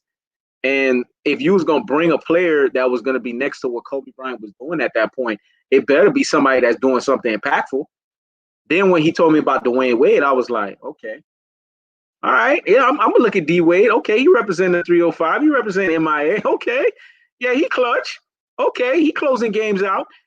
If you want to know a basketball player that impresses me, it's got to be a basketball player that in the defining moments, that's what I'm impressed about with basketball. I don't care about how much triple doubles you listen. The greatest statisticians in basketball, I know this. Lewis knows this because he's an encyclopedia. Richy Rich knows this, and I'm sure Jacob knows this. They're the greatest losers in basketball. So stats don't impress me. Jerry West was a walking stat line, and he's 1 for 9 in the NBA Finals. I'm not impressed. Wilt Chamberlain was a walking stat line, 2 for 6 NBA Finals. I'm not impressed. Oscar Robertson was a walking triple-double, and he won 1 NBA Finals. I'm not impressed. So when you busting up stats, that don't do nothing for me in basketball. You want to do something for me in basketball? Close the game out. What do you do in pressurized situations? Because I've always preached this from day one when this platform started. Pressure showcases one or two things. It's either you're best friends with it, or you succumb to it and it bursts pipes. I love to see people and how they perform in pressurized situations, because the NBA playoffs is all about pressure. The NBA Finals is all about pressure. This is where pressure matters. And if LeBron James, the reason why I'm talking about his game, and I'm going to bring it into his politics, when you look at LeBron James' game, his game was letting you know how he was as a person outside the basketball court. See, when people play a sport, and people don't realize that. I'm about to drop a gem and a jewel, so get the notepads out and get to the damn scribbling. It's like boxing, man. When people play a sport, they're letting you know a piece of their personality. The way that their resolve reacts in that sport, the way that they handle pressure, the way that they handle situations in that sport lets you know a piece of their personality. LeBron was letting you know in his personality that he was a quitter. So how did you think it wasn't going to translate off the basketball court when he's allergic to topics that are pressurized topics? He's allergic to pressurized moments on the basketball court. So of course he's going to be allergic to pressurized moments in the topic. This goes hand in hand, man. When you want to know what somebody's all about, watch them play a sport. Anybody, watch them play a sport. Watch their mannerisms. Watch their personalities. Watch how they react. It's going to tell you a lot about them, because what that person is doing is they're showcasing to you the humanistic aspect of how they are as a human. Do they handle pressure well? Do they succumb to pressure? Are they best friends with pressure? Does pressure burst pipes? Do they like to handle controversy? Are they polarizing? Do they don't mind being a villain? Do they don't mind taking on the villain role? All of these things are very important on how you can denote the personality or the psychology of a human being based on how they respond. This is why sports is such a thing that brings people together, and sports is such a universal thing, because sports teaches a lot. There's a lot of discipline that has to be involved. There's a lot of attention to detail that has to be involved. There's a lot of wherewithal that has to be involved. But when I look at LeBron James, I don't see an intelligent human being. I've said this from the jump. What I see is a human being that has skills on the basketball court and has the ability to showcase showboating flair. This is how he is on the basketball court, and this is how he's translated that mindset into off-the-court topics. If you notice, anytime LeBron touches something, it has to be something that's going to not have a blowback. It's got to be something that has a flair that's attached behind it. It has to be something that he knows unquestionably when he talks about it, it's because the powers that be that still look at him as the darling are going to get what they need to get from him. The reason why LeBron is still carrying on, and he's a unique superstar, he's a unique darling of the NBA. He is actually carrying on a lifeline longer than other guys that have carried the mantle of darling. This is even longer than Jordan's tenure when you think about it. It's because Jordan was able to maximize his tenure and get out after 14 seasons. It's not because Jordan didn't last on, just Jordan didn't play basketball more than 14, 15 seasons. It is what it is. But LeBron, it's because of the fact that NBA and Nike, Lewis touched on it. Jacob has touched on it. Richy Rich has touched on it. You guys know I've touched on it plenty of times. They haven't recouped their investment. And they're going to do anything that they can to get it. And they don't care that this year was a sideshow year. They don't care, like Lewis said, a Muppet year. They don't care, like the quote that I use with Shaquille O'Neal, that it's a fraudulent, fluky, on-the-spot NBA title, at least path of resistance NBA title. They just care that they get a W for this guy. If you notice with LeBron James, every W that this guy has gotten is because it had to be the perfect scenario, it had to be the perfect situation, and it had to be the perfect instance for him to win. Richy Rich, I'm just using Richy Rich terminology on that. Case in point, let's go to reference. Lewis loved when I bring out the encyclopedia because it gets him going because he want to talk about it. 2012. In that season, Kevin Durant had 32 PPGs per game, 50 percentile shooting. This guy right here went to the free throw line only 3 times per game. I mean, when I look at that, matter of fact, if you want to be nice, 3.6, but I'm going to say 3. How the heck does Joel Anthony go to the free throw line more? That boggles my mind. If you guys know who Joel Anthony is, that would make you want to slap somebody. That dude was going to the free throw line more than Kevin Durant. But the NBA was like, no, this guy doesn't handle pressure well. So because he doesn't handle pressure well, and we can't have him be the biggest bust, because if you guys recall, Stephen A. Smith was on that rant. You remember that rant, Lewis? You remember that rant, Richy Rich? That rant was, if LeBron James don't win a title, he's going to be the biggest bust the NBA's ever seen. That was the rant. So the pressure was on. But you know what NBA and Nike did? Nah, this guy doesn't handle pressure well. So we're going to help him. We're going to give him a assist. So they basically made Kevin Durant damn near handicapped so that LeBron James could win the title. Then we fast forwarded to 2013. We remember what happened, the debacle with the Miami Heat and the San Antonio Spurs. I mean, come on, y'all. This right here, this NBA Finals that LeBron James won, ridiculous. Ray Allen and Chris Bball, till this day, should be NBA Finals if there's such a thing as co-NBA Finals recipient, it should be both of them. If Chris Bball did not get that rebound, if Ray Allen didn't hit that 3, we're talking about LeBron James losing another NBA Finals. That's how simple it was.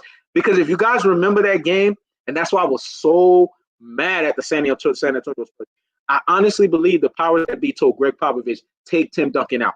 Because if you guys remember that game, Lewis, I know you remember that game, Tim Duncan was out rebounding Chris Bosh. Why the heck did Greg Popovich take out Tim Duncan? I literally wanted to break the TV. That's how mad I was at that game. I was like, is this game fixed? Is this game a sham? Because how do you have a guy that was out rebounding Chris Bosh the whole game? They take him out so that Chris Bosh can have a wide open rebound and kick it to Ray Allen. If this is not a fairy tale, I don't know what a fairy tale is. Then, on top of that, we then fast forward to 2016. In 2016, Draymond Green was playing hellified defense on LeBron James. Some of the best defense. And I got to give Draymond, I always get on Draymond Green, but I don't never get on him with that series. Because that series right there, he literally had LeBron James looking like a bitch. And then because he used the B word, they found a way to get him suspended. You see, only this could happen for LeBron. Could you imagine if Draymond Green called a Kobe Bryant a bitch? Or he called a Michael Jordan? You think they would have suspended Draymond Green? Hell no. Because they would have told Kobe, you figure it out. But because LeBron cannot fail in those moments, because they know he will fail in those moments. They have to cover his ass. And the reason why I'm bringing up these moments is so that you guys can see a picture here of how LeBron James, when he handles pressure, he actually runs away from it. He needs help. But see, in this instance, off the basketball court, he doesn't have NBA to help him in the Kobe Covington situation. He doesn't have Nike to help him. If anything, if you guys know how the NBA Nike work, they're always hands off. You know, like that Future song that was, you know, just a few years back, mask off. They mask off, dog. That's what they are. They mask off because they all about keeping an image, dog. Mask off, man. They ain't got time to be playing. So listen, LeBron, you want to talk and go talk with Kobe Covington, go do your little Donald Trump rant. Go do whatever. We ain't touching that because we appeal to kids. We appeal to a PG-13 audience. So there's only so far we're going to go. This is why Adam Silver is spineless, because Adam Silver doesn't know how to push the agenda. This actually makes me miss David Stern, to be honest with you guys. I'm not a fan of David Stern like that, but David Stern had a backbone. I've seen David Stern challenge Michael Jordan. I've seen him challenge Kobe Bryant. I've seen him challenge Charles Barkley. I've seen him challenge the Bad Boy Pistons. I've seen him challenge them all. I've seen what he did when he gave the hard-ass suspensions for Malice in the Palace. Listen, man, David Stern didn't play. When it came time to drop that iron, that motherfucker dropped that iron. Adam Silver don't know how to do this. And in this instance, when you have a LeBron James that does not know how to articulate his words, that does not know how to basically say things that would not come across as him straddling the fence, because usually when you have somebody doing this, Jacob, you have somebody doing this, Lewis, you have somebody doing this, Richy, it's somebody that knows how to play the public. See, Michael Jordan was very good with wordplay. It's just Michael Jordan didn't touch politics. He knew when to and he knew when to pull off. He just wasn't a political type of guy. But if there was going to be a player that was going to be the perfect person to know how to, it would have been Michael Jordan if he would have touched these topics, because Jordan would have known when to not push the gas and he would have known when to get off of it. You see what I'm saying? It's just like the comment when they asked Jordan about the North Carolina politician, the black politician. You guys remember The Last Dance. And Jordan didn't support him. It's not that Jordan did not support him. It's Jordan said, and Republicans buy Nike too. You see? Jordan understood there was a bigger picture here. Like, we're not going to alienate one side because we want to be on just a one-sided mindset here. I'm a basketball player.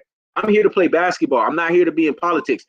You could say what you want about Jordan not taking the mantle and not being socially aware and yada, yada, yada, and this and that. But Malcolm X said it best. Entertainers are not meant to be civil rights leaders. That's just the facts. Because they're not willing to do what these types of people, the Malcolm X's, the Martin Luther Kings of the world, what these types of people are willing to do, die for the cause. Because you understand the terminology of being a civil rights leader, you have to have martyr in the back of your mind. Let me say it again. You have to have martyr in the back of your mind, meaning you have to be willing to die for the cause.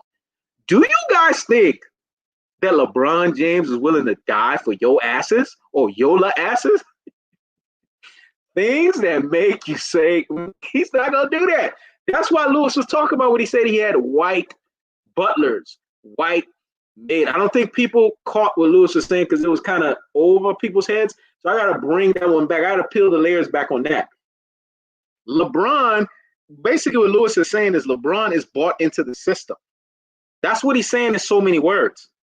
So how can someone that's bought into the system be able to relate to your situation?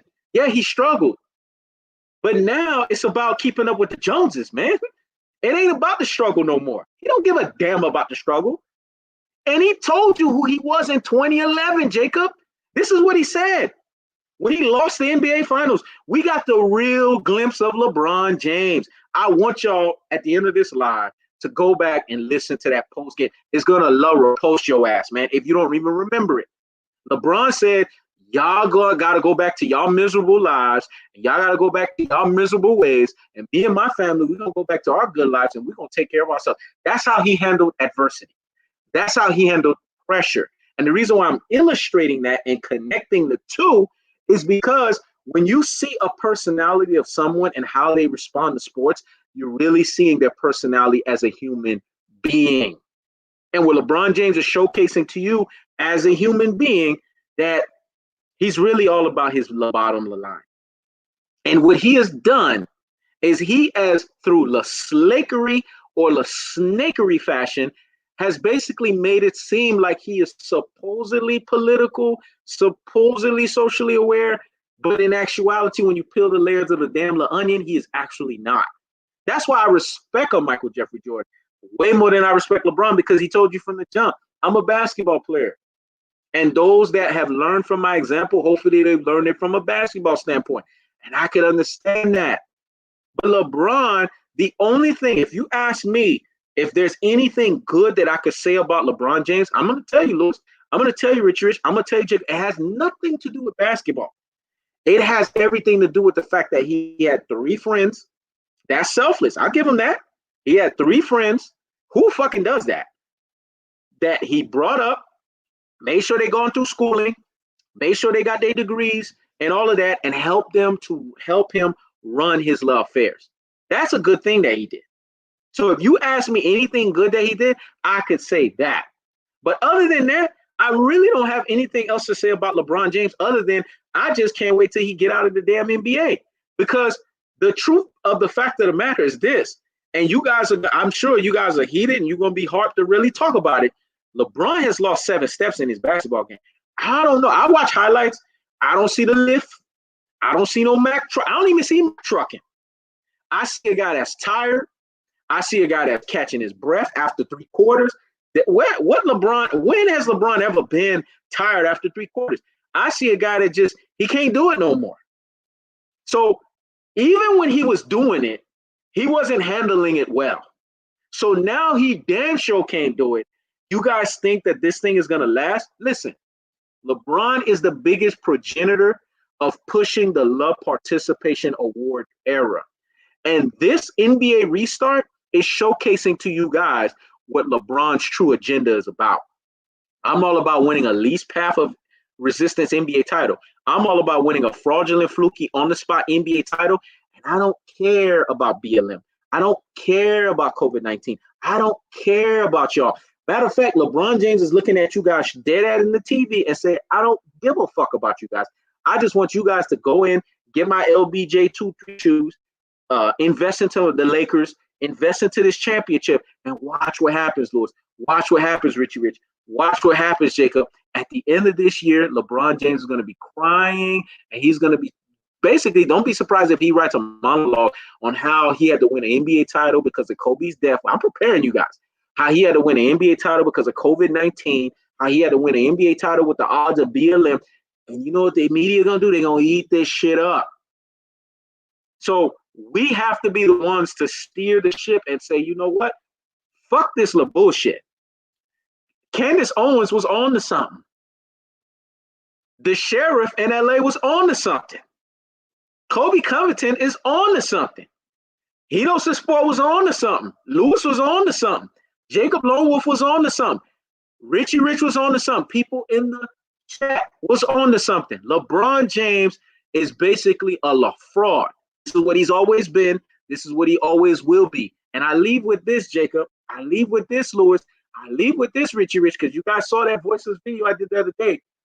LeBron is revered in the same breath, and it just makes me want to love Rapo as Jesus Christ. You got 50-year-old men calling LeBron James the God. When I sent that out to all of these guys that I sent it out to, you know who you are. I just couldn't hold myself when I'm seeing that 50-plus-year-old men are revering this guy like he's a god. And then to have the blasphemy to put him in the same breath of Christ. I mean, if the cult-like following is not what you guys think it is, that can't be no more true than what I just saw with that. The fact that you can utter in your mind that LeBron James is a god, that tells you everything you need to know. It tells me that there's more people out here in this thing called the streets of life that are actually more pathetic than are actually thought. Anybody have any adding thoughts to what I gotta say, man? Yeah, I do really quick, man. And I gotta say this, and I just realized this, man. Y'all remember when Kobe got his Mm-hmm. Emmy, his Emmy for that basketball thing, for Dear Basketball? Michael Jordan just received the Emmy from the Last Dance documentary. And what you was just talking about just really hit home with me because I'm like, yo, if LeBron wins an NBA title, as you were just saying, he's really gonna prepare and have himself a little, probably get himself a little, you know, get himself a little documentary, himself a little monologue about with all the circumstances. And that's why I continue to say that Colin Cowherd was laying the blueprint. I'm telling you right now, he's gonna talk about, you know what's sad? If he was so close with Kobe, why is he still using him, to prop him up so much? Kobe never used LeBron for anything. Even if LeBron was on the come up, Kobe never used him for anything, but for some reason, LeBron is using him. And even in death, Kobe can't even rest in peace. So it's going to say, because I dealt with the Kobe. So you're telling me you dealt with that harder than any other person? Because remember, Kobe is a global icon. How many people know him? Soccer players, up to hockey players, tennis players. He's revered everywhere. Okay. And the fact that we have a NBA player, and I'm not saying LeBron didn't have some kind of relationship with Kobe because they played against each other for years. And I said it, I just felt like it was a mutual respect. But I don't like the fact that a lot of his fans are trying to make it seem like if LeBron was like and Kobe, they were like brothers. I'm like, why is it? Because listen, and you're gonna appreciate this. He knows, and Richy, Rich, and Jacob. When Kobe Bryant was getting disrespected by the media and they wanted his ass to retire, who was one of the first people who stepped up and defended Kobe Bryant? It was Kevin Durant. He came out and told the media, he said, yo, I hate the fact that y'all disrespected one of our great legends of the game. How come LeBron didn't come out and say that if he's so close to Kobe Bryant? If Kobe Bryant's still getting disrespected at that, why hasn't LeBron come out and told people that, yo, what you guys are doing is wrong? Like, I've had a closer relationship with Kobe, and it's like, I don't appreciate the way you talk about him like that. But instead, you're using him as a prop. The media using Kobe as a prop. When I heard Rachel Nichols come out and say, oh, I think LeBron should win the MVP because, the fact that he's dealt, the fact that I saw Spencer Dinwiddie cry. I remember Doc Rivers cry. I remember so many people shed tears. You don't think his family is dealing with the worst more than anybody, but you're saying LeBron James to win an MVP award? LeBron won MVPs without the necessity of Kobe. He won 4 MVPs in 5 years. And you're telling me because it's year 17 and he plays for the Lakers that all of a sudden now he deserves an MVP off of the participation? Yep. Give me a damn break. Give me a break. And then also Space Jam is coming up. Space Jam is coming up, what is it, in 2022? So this is what all this is about. Yep. LeBron wants to make sure that the last thing you talk about is him and him only. So it goes back to the Class A narcissist. At least with Jordan, even though he was an asshole and he was a self-absorbed person, at the very least, when he was given his opportunities, he took advantage of what he had. LeBron James did not do that, which is why he has 6 NBA Finals losses. LeBron fanboys and fangirls, they can spin it any way they want. The problem is it's to fit their agenda. I've watched this guy from the minute he came into the league, and I watched him when he was in St. Vincent St. Mary. The bottom line is this: as amazing as LeBron is, even if I have him as a top 10 player, it's still hating because you got to have him at the top. And when I hear grown men on national television, when I hear grown men in life, when I hear grown men on these YouTube platforms coming in the comment section talk about, oh man, LeBron is the reincarnation of Jesus Christ. I ain't never said that about Michael Jordan. When Larry Bird said that it was God in basketball shoes, he was talking about MJ's talents. He wasn't talking about him as a person. It was what he experienced on the basketball court. But when I hear some clowns, they get, oh my God, LeBron is the second coming of Christ, and you need to bow down to your king like if he's King Henry VIII or something. You taking it way too far, man. Those are like biblical proportions that we don't even need to go into. Leave it at basketball. LeBron is great, but he's no damn king. Yep. You tattoo yourself the chosen one The chosen ones only got 3 championships. And in those 3 championships, everything pretty much almost had to pretty much be a circumstance. Facts. I mean, and it's like, again, I'm not trying to hate on the guy, but it's like when I hear these kind of things, it's like, dude, look, I'm a huge Kobe fan. I'm a huge Jordan fan. I'm a huge KD fan. Look, there's a lot of players who I cheered for. Hakeem Olajuwon, Tim Duncan. At no point in my career have I ever called those guys God. Have never one of those points have I called them and I said that they're, you know, part of medieval times, Knight Bryant or whatever the case may be with any of these guys. They're human beings and they're basketball players, and I treat them as that. I don't put Kobe above me, talking about Kobe's my God, Jordan is my God. They're not gods. They're basketball players. They're humans. So the fact that it's okay for LeBron to be called that when that dude is a subliminal narcissistic asshole in his own way, he just does it in very passive ways. I don't want to hear that nonsense, man. He may be an outgoing guy. I'm not saying that he's not an outgoing guy. But he also is very cryptic in the things he do.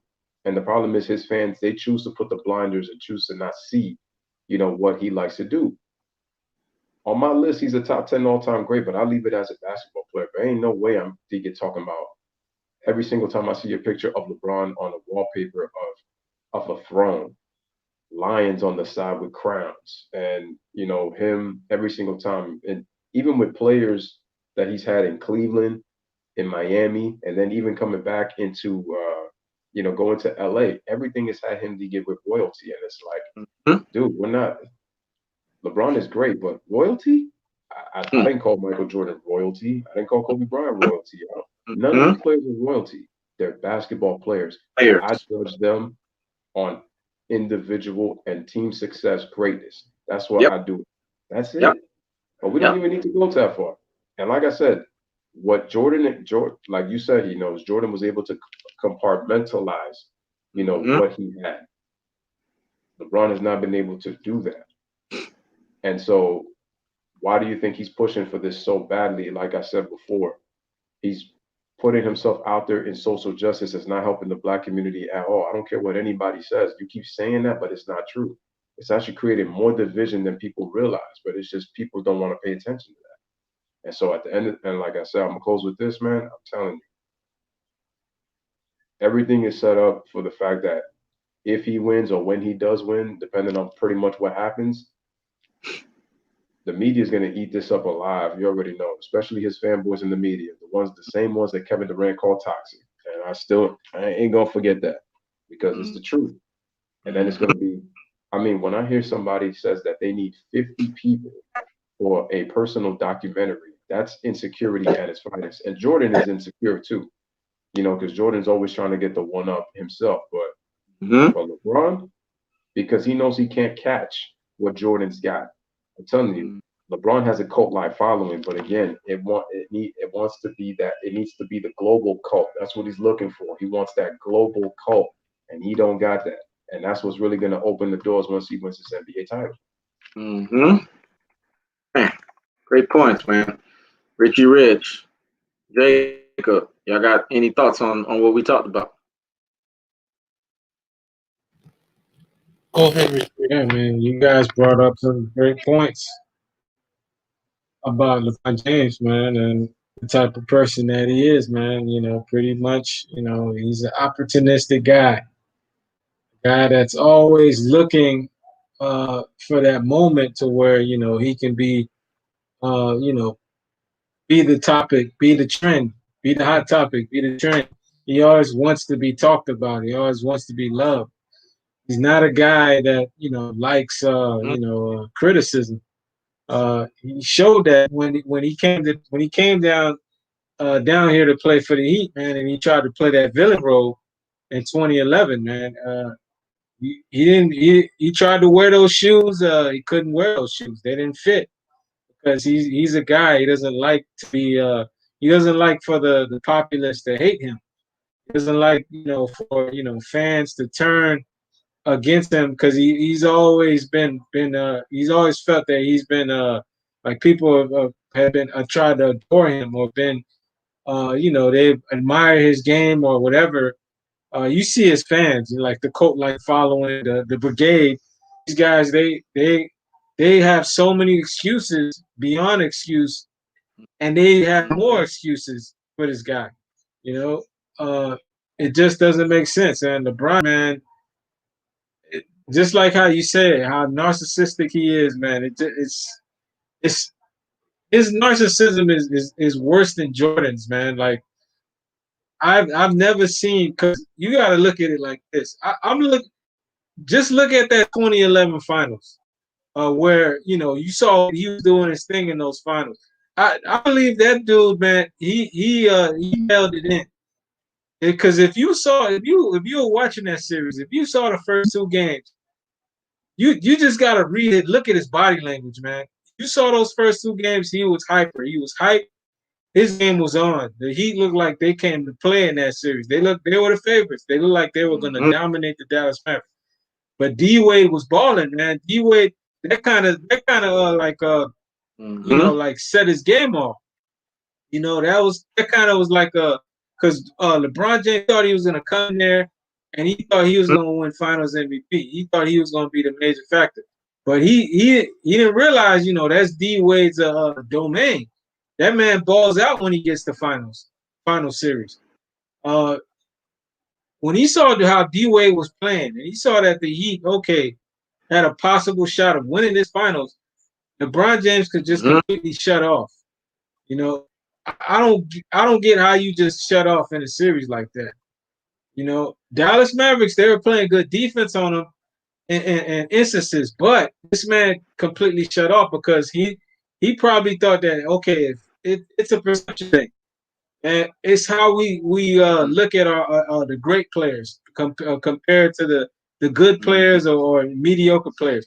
When we compare the best of the best of the best, the greatest of the greatest, the pantheon of greats, we look at the championships, we look at the Finals MVPs, and LeBron is not an idiot. He knows, if he doesn't win a Finals MVP, if someone else wins a Finals MVP when he's at the pinnacle of his prime, we're gonna knock him for that. Basketball, the basketball hierarchy is gonna knock him for that.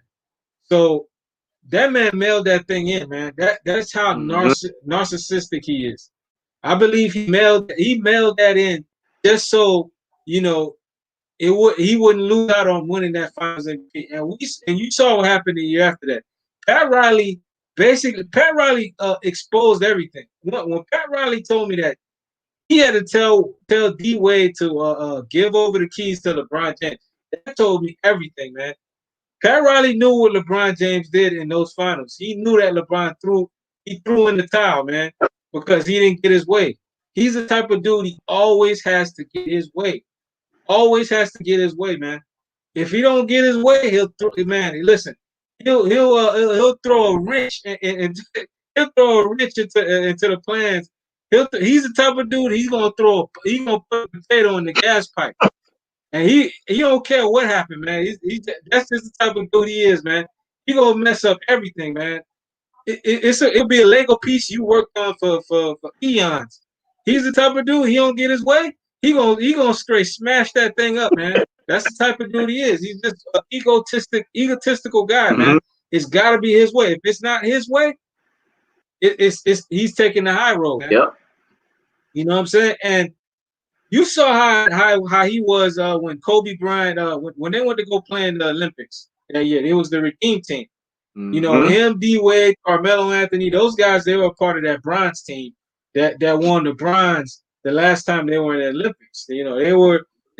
And you saw how LeBron James, he was trying to fight Kobe for leadership. I'm glad Coach Krzyzewski came out the other day when he was on ESPN. He came out and said Kobe was his leaders. Kobe and Jason Kidd were the leaders.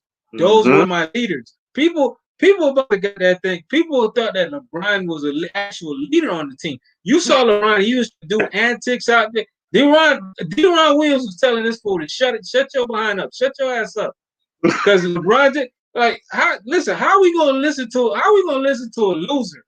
A guy that when he came into this thing, he won bronze before that. And now this guy's trying to bark orders like he's a leader. I remember when they were showing that snippet of like the workouts, like the camaraderie between the players, the commentary between the players and the coaches, how they were like gearing up, they were prepping. The team was trying to build some type of morale to get ready for these games, to put America back on the map to win this gold medal. Because at the last few years, you know, they did terrible in the FIBAs, and they won the bronze. So we were building a bad rep. So guys like Kobe, guys like Jason, they went over there because they you know, those guys are leaders. They make sure, especially Kobe, he went over there and he made sure those guys were challenged, man. From Kobe's work ethic, his workouts, he was making sure these guys were not cheating, and they were taking this thing very seriously, because Kobe's approach to the game was very serious, man. He was a guy that was not gonna waste time, you know. So Kobe's whole point of going over there was to make sure America got the gold back. And it was funny, man, just seeing the back and forth between LeBron James and Kobe. And you saw LeBron was trying to, he felt like he was trying to fight for like a leadership on the team. I'm like, man, Kobe is the leader over there. You saw LeBron just doing things, barking. I'm like, man, who is this guy, man? The whole thing was just laughable. It was crazy, man. And you know, him and Kobe, they have this video on YouTube. It's called Kobe Bryant and LeBron James Mutual Respect. That I'm pretty sure seen that video too. And it was basically saying that how Kobe and LeBron James' relationship was, you know, how it was as leaders on this, you know, the Olympic Redeem team. And you saw, you know, LeBron James, you know, this guy always feels like he has to be the leader. Like if he can't go in there and be a leader, it's like there's no purpose for him to be there. You know what I'm saying? That's how that guy's wired, you know. So he's even admitted to it, of being a narcissist, of having that type of upbringing, to where, like, you know, ever since his days on his AAU teams, you know, middle school team, they always looked at him as the leader. He always came in as the guy that had run his style of play, run his style of system, ground ball. If he can't run that type of ball, he feels pointless. He feels like he shouldn't even be there. You know, so that's the type of guy he is. If he's not gonna get his way, then he's gonna ruin. He's not gonna play, man. He's not gonna give effort. So you kind of get the sense, man, that just like how you said before, who you show, how do the way that these guys show that on the court kind of gives you an idea of who they are off the court. And so, and off the court is no different. LeBron James approaches life the same way he approaches his persona on the court as well, man. Like it's either his way or the highway. He's not. If he's not in his comfort zone, he's not gonna do anything. That's how he is. It's pretty much how these people are coming after him. You know, for the decisions he's made, for the things that he's done. And you see, he never responds back to these people. Yep. Because, like you said, he knows he can't get into a debate intellectually with these people. These people will run circles around him intellectually, man. So he's the type of guy. I give it to him. He knows how to pick his battles. He may get slick at the mouth, but if he realizes he's dealing with someone that can intellectually, you know, like ether murk him, he's not gonna get involved in that. Even Donald Trump, man. Donald Trump looked like he's one of those dudes, man. Like he got some heat for LeBron James, man. Like if they go at it in like like I always hear LeBron James, he always like throws insults to Donald Trump, but if they really like got together and really were able to like critique each other, I think Donald Trump would have some serious heat for LeBron James, especially with this whole Black Lives Matter stuff. You know what I'm saying? And like all the other stuff, he probably bring up the blunders in his career, the 3 for 9, all this stuff. LeBron James, he knows how to pick his battles. He wouldn't really pick a battle with Donald Trump when it comes to dissing each other, ranking each other. LeBron James, man, it's all about his legacy. This guy could tell you that he lied to us. He said that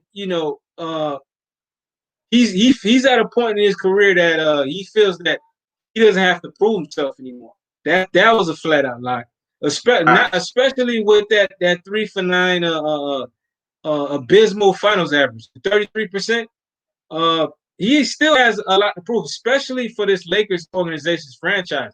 This, like I mentioned before in past streams, that this is a storied franchise. You go and you play an organization like the Los Angeles Lakers, you have to win a title over there.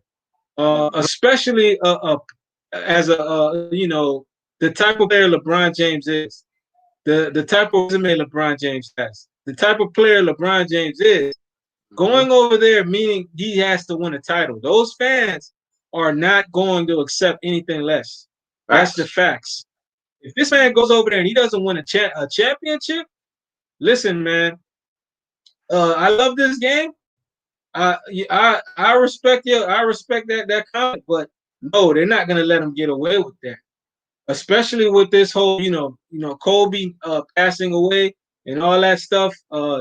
Just all the Laker greats. They were putting this man was calling himself a Laker great. And he hasn't done anything for that organization. So they're gonna hold his feet to the fire. If he don't get it done, they're gonna hold that man's feet to the fire. They're gonna damn near put that man in the fire. I'm telling you. This is story. This is not Cleveland Cavaliers. This is not an organization that's hoping to get their first championship. This is not the Miami Heat that's hoping to gain more titles off their one that they won with D Wade. This is the Los Angeles Lakers, man. You already see it in their fans. Their fans walk around like they're breathing a different air. Their fans are very cocky because they expect a champ when they know they got a talent on their team. When they know they got a certain player on their team, they expect championships. And if they don't get it done, these fans are very, very critical, man. So if this dude don't get it done, which it looks like he might get it done, because these teams that are left in the bubble, the Lakers, they look like they're the favorites to win it all with the teams that remain. So he should be able to get it done. This is why he doesn't have any excuses. You just got to look at the remaining teams. Not that I'm taking a dump on Denver. Denver's a solid team, but their time is not now. They still got a lot more maturation and growth in their whole journey as a team trying to get to that title contending caliber. You look at the Boston Celtics. Boston Celtics, they look like a shaky team. They lose leads. They don't play. They're not assertive. Miami Heat, they're deep, but some of those players haven't been to that type of setting. They haven't been to a final setting before. If they get past Boston, who knows? But LeBron James looks like he's the favorite, because he has Rajon Rondo, he has Dwight Howard, he has AD, he JaVale McGee. He has guys that have been in that type of setting, in a final setting before, so they know what it takes. Their veteran presence. He has veteran Danny Green. I forgot to mention Danny Green. He has guys that's been there and done that on his team. So not just him alone. He has certain guys on that team that they know how to play their roles. So that will be valuable if it comes to that. Once again, touching on the Lakers, Rob Pelinka, the GM of that team, that man said title a bust. They put the pressure on their backs, meaning that if they don't get the title, they deserve the criticism. So if LeBron James don't get it done this year, if he somehow finds an opportunity to have another blunder and not get it done, this man deserves all the heat, all the fire, all the criticism. Because this was just like how you guys talked about, where you guys said that, you know, this title is a least path of resistance. It's a fluky title. It's a title that, you know, that shouldn't be taken seriously. Mickey Mouse title.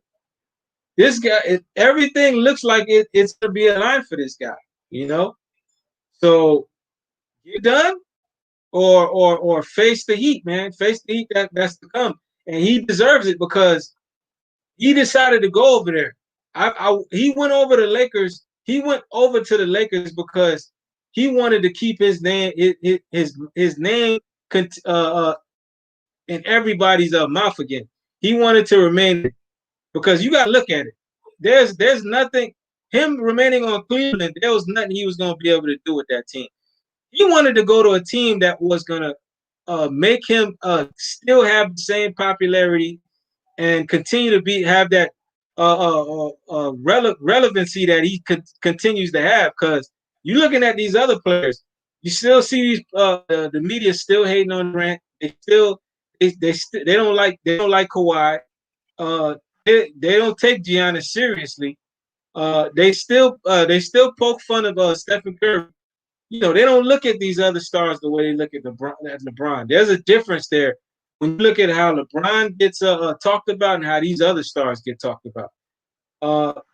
By him going to the Lakers, he assured that he was going to continue to be talked about like that, because that's a huge deal. Him going to the Los Angeles Lakers, can he win a championship for that organization? They haven't won a title since 2010.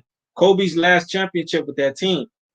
And you're looking at the path. Someone mentioned it the other day, where he faced the Portland Trailblazers, then the Rockets, then now he's facing the Nuggets. People were talking about this kind of mirrors Kobe's path in 20 what was it, when Kobe won the title in 2009, when he had to face the Rockets and the Nuggets.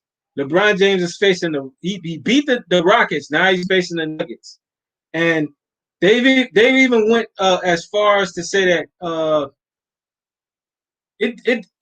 like him playing against Miami, it doesn't make sense because Orlando is not in the finals. But the person was trying to put two and two together he was trying to create like some type of conspiracy theorist and mirror it to Kobe's 09 finals. But it didn't make sense. Meaning that they're trying to like you know, create some type of storyline to like honor pretty much like to Kobe's finals when LeBron James wins this. So it's kind of all up in the air. But we'll see what LeBron James does, man. But you guys brought up great points, man, and I'm glad that, you know, this guy needs to be exposed more for what he's done.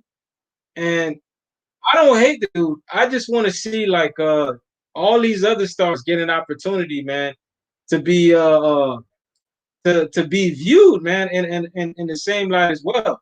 Because these other guys are doing their thing, man. This guy always has the narratives. He always has everything. I understand, you know, he brings in the dollars and all that. He's the cash cow, but as the cash cow, he hasn't really held the NBA up to what. Just imagine Kobe Bryant playing Kobe Bryant in his prime, playing at his pinnacle. Would the viewer be this bad? Michael Jeffrey Jordan playing at his prime. Would the viewership be this bad? You got to ask yourself that. Mm-hmm. LeBron James has been a part of some bad view ratings, man. When he played the San Antonio Spurs in his first championship, that was one of the lowest rated finals ever.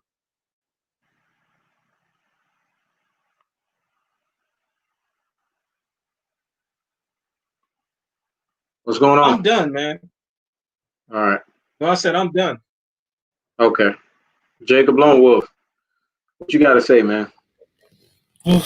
Yeah, man. Damn, Rich, you went in, bro. Like you Sound like you got some static going on back there. Can you hear me perfectly? We can hear you, but it's like staticky. Well, let me get back on. Let me do it on my phone.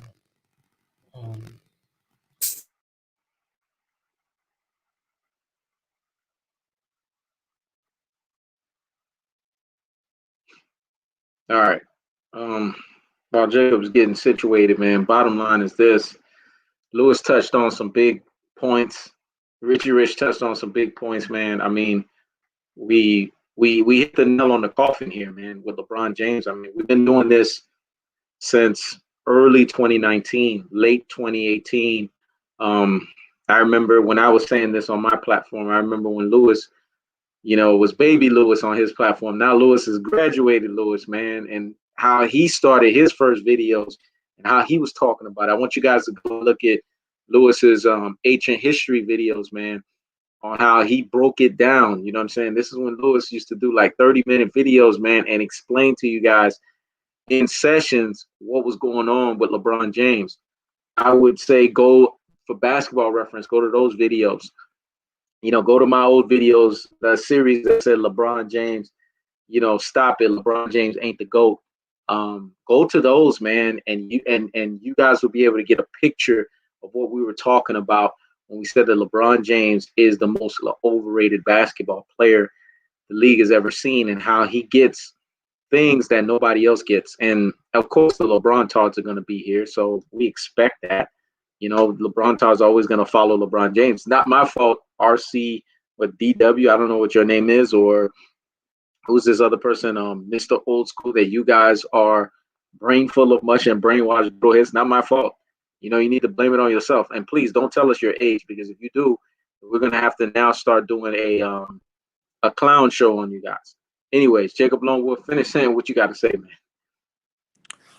Yeah, I absolutely agree with Rich's point, on LeBron and, his career. And it's amazing to me, like, how I was never really a LeBron fan. Like, when you really think of, like, first-time people that, watch the NBA, we usually follow the popular athlete, And for whatever reason, I don't know, I always enjoyed watching other players than LeBron. I don't know, there was just something about his career and his game that was off. I was watching this guy get praised, right? For his Mm-hmm. accomplishments, and even though they were good, it wasn't on the level of a Michael Jordan or Kobe Bryant. And I'm like, how come the media is pushing him past these guys? Like, these Mm-hmm. guys won more NBA championships than him, and who have actually done the heavyweight lifting. I've actually I've seen clips of MJ and Kobe actually put in work, and just the shit that they've had to they've gone through to get to the NBA finals, And Rich, you brought up a great point when you said that these conspiracy theorists that were basically matching what's happening now with the Lakers that happened in '09.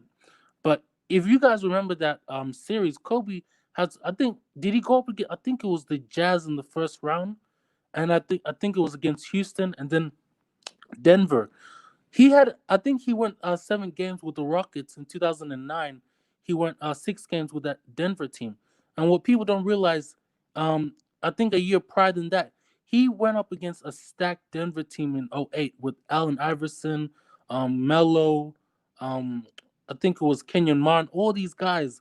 And I've seen him go, like, when he went up against those Celtics in 2010, just let that sink in. He bet 3 Hall of Famers, 3 All-Stars, in Paul, Mm-hmm. Kevin Garnett, and Ray Allen. KG, one of the best defenders this game's ever seen. Paul Pierce, who's the truth. Ray Allen, a great 3-point shooter. He bet those guys in 7 games with pretty much Pau Gasol was like pretty much the only All-Star on that team. And you take that Lakers team, even though they had good players, they weren't really as talented as Boston, and they bet that team. Technically, it was just Kobe. Like, everyone came through in that game, but it's like when I look back on that scene was like dope, bro. Like, he bet 3 Hall of Famers. I Mm-hmm. don't think has MJ ever done that. I don't think MJ has ever done that. Kobe bet 3 Hall of Famers. I haven't seen LeBron do that. And when I saw that, every championship that he's pretty much won, it's always been circumstances. If you look at that 011, 012 season, I think it was the lockout season. They had shortened Mm-hmm. games, and then the next year it was a Chris Bosh and pretty much Ray Allen that saved his ass. 2016 it was Kyrie. Now it's the pandemic. This guy's been saved by circumstances pretty much his whole career, and I've never seen him like. And what people have to realize is like, what I'm not hating on LeBron. Like during that 2016 NBA Finals, right? I wasn't as woke as I was now. I Mm. wasn't front or anything like that, but I was rooting for the Cavs in that 2016 finals because I just liked the storyline and how Cleveland, it took them 50 years to capture a championship to that city. And what made me really turn an eye to this guy was during the 2017 NBA finals, I was actually rooting for the Cavaliers to win, Mm. because I was rooting for Cleveland to win another championship, just the people in those cities, the people that supported that team. And Exactly. during that game 3, I remember this clearly. I was in the library with my mates, right, and we're watching this game 3. It was towards the end of the game. LeBron, I think he tries to go for a game winner, and like I think it goes out of bounds. That's what I'm pretty sure what happened. And that Mm. right, no, nah, man, this guy, bro. And Karen Durant hit that crooked eye, man. I was like, this guy's done, man. I was like, nah, man. How how can you fuck that up? A game winner in that crucial game 3, and Kyrie was going off. And I was like, Kyrie should have taken that last shot during the end of the game because he came through in game 7 of that 2016 NBA Finals. And he gave up to LeBron, and look what LeBron did. And they ended up losing that series. There's been so many times where this guy's wet the bed, during big games, and it's just like a guy with all that talent and he's just come up short. It's just for him to be 3 of 9 is just unacceptable. I really don't think that he hasn't maximized the big moments. And I was mad at Charles Barkley the other day for basically getting on AD. I think AD hit the game winner, and this man criticizes him, that dumbass old country bumpkin. This guy shouldn't be saying shit. He's failed big time. And I don't hate on Charles Barkley, but he, that right there let me know that the media, any small thing that AD does, he gets getting criticized for it, and he's been doing the heavyweight lifting. He hit the game winner, and they're basically talking about how this man, he's not being aggressive. You're telling me he wasn't being aggressive when he hit that game winner? How come LeBron didn't take that last shot? Why don't they ever talk about that? This guy, like, he's protected. He's protected by the powers that be, and he can do no wrong. And it just, I don't think it's good. I can see why the ratings suck this year, and my prediction is, they're gonna get past Denver in 6. I predict that. I think the Nuggets will win next game, and then the Lakers will win 2 games after that. And then my prediction for the Boston and Miami, I reckon Miami will pull through in this series because I just feel like Miami has more experience and they have more camaraderie and they have more chemistry than the Celtics. I think the Celtics are a little bit too young right now, and for me, I think I'd want to see the Lakers and the Heat. In the NBA Finals. I think it'll be new. I think it'll be great for the game of basketball. We've never had these two teams clash together. And it would have been great, if there was a crowd. But we're living during tough times. But yeah, you guys brought up all great points, and I think this all goes back to like Nike. They have to recoup their investment, and it's very ironic that LeBron he's taken this long to basically be on the same level as a Michael Jordan. 17 years in the league and 3 NBA championships. He blew it in 2011. I think they threw that one up in 2014. That Miami Heat that team wasn't the same again. He blew it in 2017, and this guy is been given so much chances. It's not even about sports anymore. It's very toxic. And Katie brought up a great point a few years back that it's not about basketball. It's just about him and just it's the environment. And even though I'm not an NBA player, it's just even I get drained just seeing this guy's name on the screen every day, seeing Shannon Sharp and all these media heads just basically talk about this guy.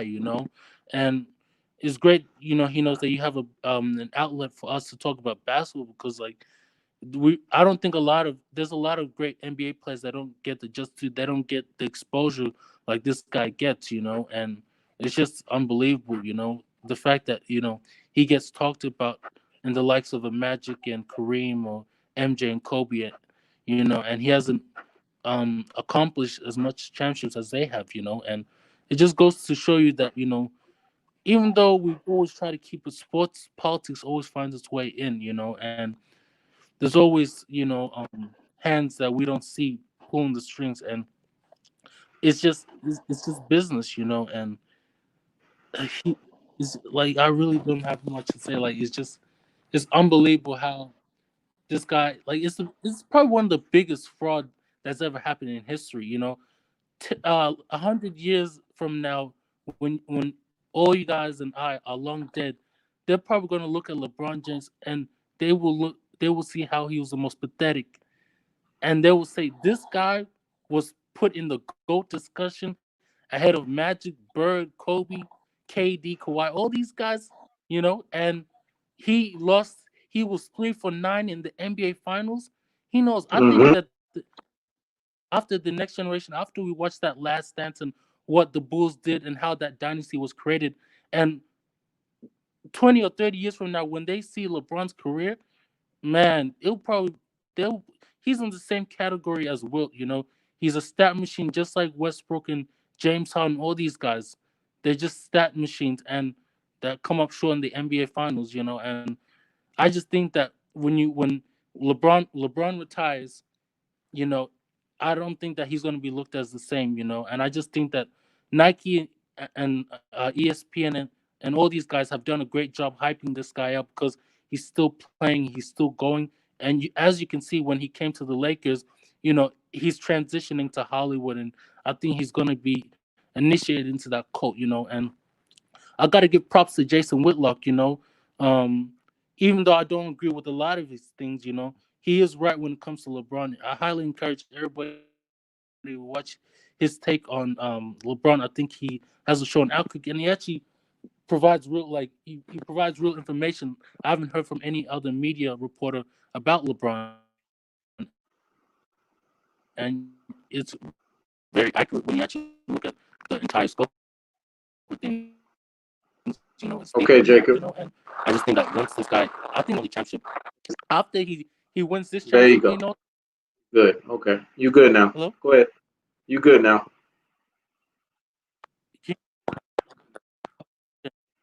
All right. Yeah, he knows. I think after he wins this championship, I don't know. I think he's done. He knows. I think that I think it's done for LeBron. Maybe the NBA will try to orchestrate him to get to the NBA Finals again. But I think once that Slim Reaper comes back, once that that 50 40 90 walking gazelle comes back and basically sets affirmative action to the NBA, once again, and him and Kyrie are at full strength, I think LeBron is going to be done, and if AD is smart, he needs to get his ass to Brooklyn, because I think with AD, even though he'll win a championship this year, if he if he does not win Finals MVP, he needs to get his ass out of there, because it just goes to show you that even if he dominates, the media will bring that Finals MVP to LeBron, and it just shows you the other day when Maria Taylor she didn't have AD on the All NBA first, second, or third team, and that was really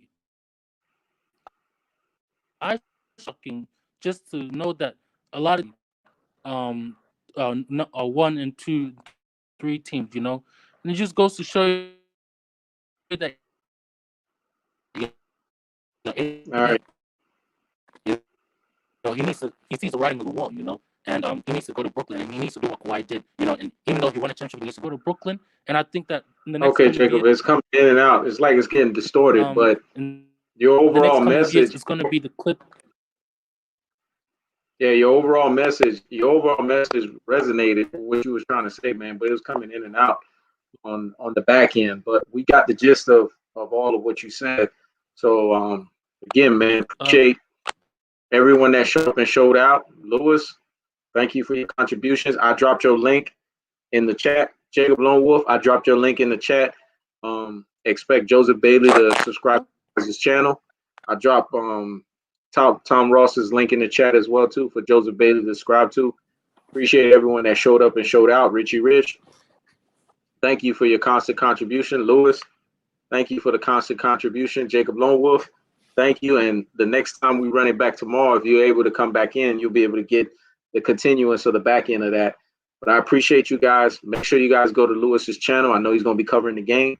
So make sure you guys head over there for the basketball side of things. Appreciate all of y'all, man. Y'all enjoy yourselves. Y'all have a great Wednesday. We're going to run this thing back on Thursdays, man. So appreciate y'all. Y'all take care. Peace. Jacob, we're going to get you back again tomorrow, all right? Be easy, y'all. Peace.